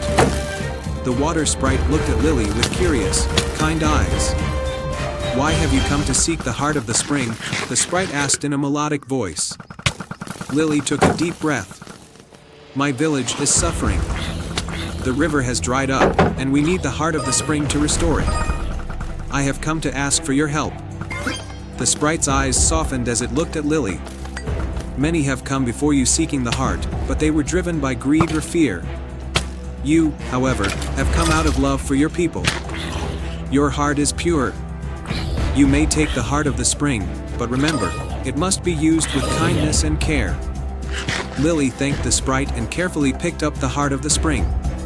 It was warm and seemed to pulse with a gentle energy. She made her way back to the village, her heart full of hope. Upon her return, Lily placed the heart of the spring at the river's edge. As soon as she did, a brilliant light spread from the heart, and the river began to flow once more. The water sparkled and gushed, revitalizing the land and bringing joy back to the village. The villagers rejoiced and celebrated Lily's bravery and kindness. The river was restored, and the crops flourished once again. The whispering willow, watching from afar, rustled its branches in approval. From that day on, Lily was known not only for her love of the forest but for her courage and compassion. The village thrived, and the whispering willow remained a place of wisdom and wonder, its secrets and whispers guiding those who sought them with pure hearts.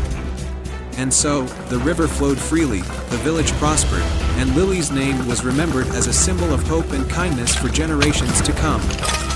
The end. Once upon a time, in a quaint kingdom nestled between rolling hills and ancient forests, there was a peaceful village named Glendora. Glendora was known for its sparkling rivers, blooming gardens, and the magnificent castle that stood at its heart. But the most intriguing treasure of Glendora was an old, ornate mirror that had been passed down through generations of the royal family. This mirror was said to be enchanted, reflecting not just the physical appearance but the true nature of anyone who looked into it. It was a cherished artifact, locked away in a grand hall of the castle, with only the queen having the key. Queen Isolde, a wise and gentle ruler, had a young daughter named Princess Ilara. Ilara was known for her kindness and bravery, and she often ventured into the village to help those in need. Despite her noble lineage, she was always curious about the enchanted mirror and its secrets. One day, while exploring the castle's grand library, Ilara discovered a hidden compartment behind a bookshelf. Inside was an ancient scroll detailing the mirror's history and its magical properties. The scroll spoke of a prophecy: when the kingdom's greatest challenge arises, the mirror's true power shall be revealed to a heart of pure intent. Ilara, intrigued by the prophecy, decided to uncover the mirror's secrets. She asked her mother about it, but Queen Isolde, though intrigued, explained that the mirror had been locked away to protect its magic. But Ilara's curiosity only grew stronger. One evening, when the castle was quiet and the stars shone brightly, she found the hidden key and unlocked the grand hall. As she entered, she saw the mirror, framed in gold and adorned with precious gems. Its surface was calm and reflective, but Ilara felt a sense of anticipation. As she gazed into the mirror, she saw her reflection, but it was not just her face that was reflected, it was a vision of the entire kingdom in turmoil. The fields were barren, the rivers dry, and the villagers looked worried and sad. The mirror revealed the kingdom's troubles that had been caused by an unseen, malevolent force. Realizing the urgency, Ilara knew she had to act. She sought advice from her mother, who revealed that an ancient dark spell had been cast by a sorcerer long ago, hidden deep within the kingdom. This sorcerer had wished to curse the land and its people, but his spell had been dormant until now. Determined to save her kingdom, Ilara embarked on a quest to find the source of the curse. She ventured into the Whispering Woods, a mystical forest filled with enchantments and magical creatures.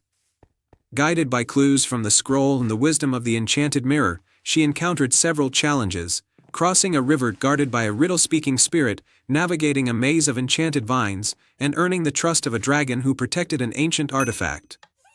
Through her bravery and kindness, Ilara earned the dragon's trust and acquired the artifact, a crystal that contained the essence of light and hope. With the crystal in hand, she returned to the castle and used it to break the sorcerer's curse. As Ilara held the crystal up to the mirror, the enchantment was activated. The mirror glowed brightly, reflecting not only the kingdom's troubles but also its revival.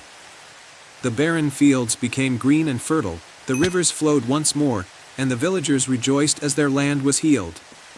The mirror's true magic had been revealed. It not only showed the truth but also had the power to bring about change. Elara's selfless act had restored balance to the kingdom, and the enchanted mirror became a symbol of hope and resilience. Queen Isolde praised Elara for her courage and wisdom. The kingdom celebrated with a grand festival, and the mirror was placed in a prominent place, where its light would shine as a beacon of hope and truth. Princess Elara continued to rule with kindness and bravery, always guided by the lessons she had learned. The enchanted mirror remained a treasured artifact, reminding the people of Glendora that even in the darkest times, a heart of pure intent could reveal and restore the light. And so, in the land where magic and truth intertwined, Princess Elara and the people of Glendora lived happily ever after, forever guided by the enchanted mirror's wisdom.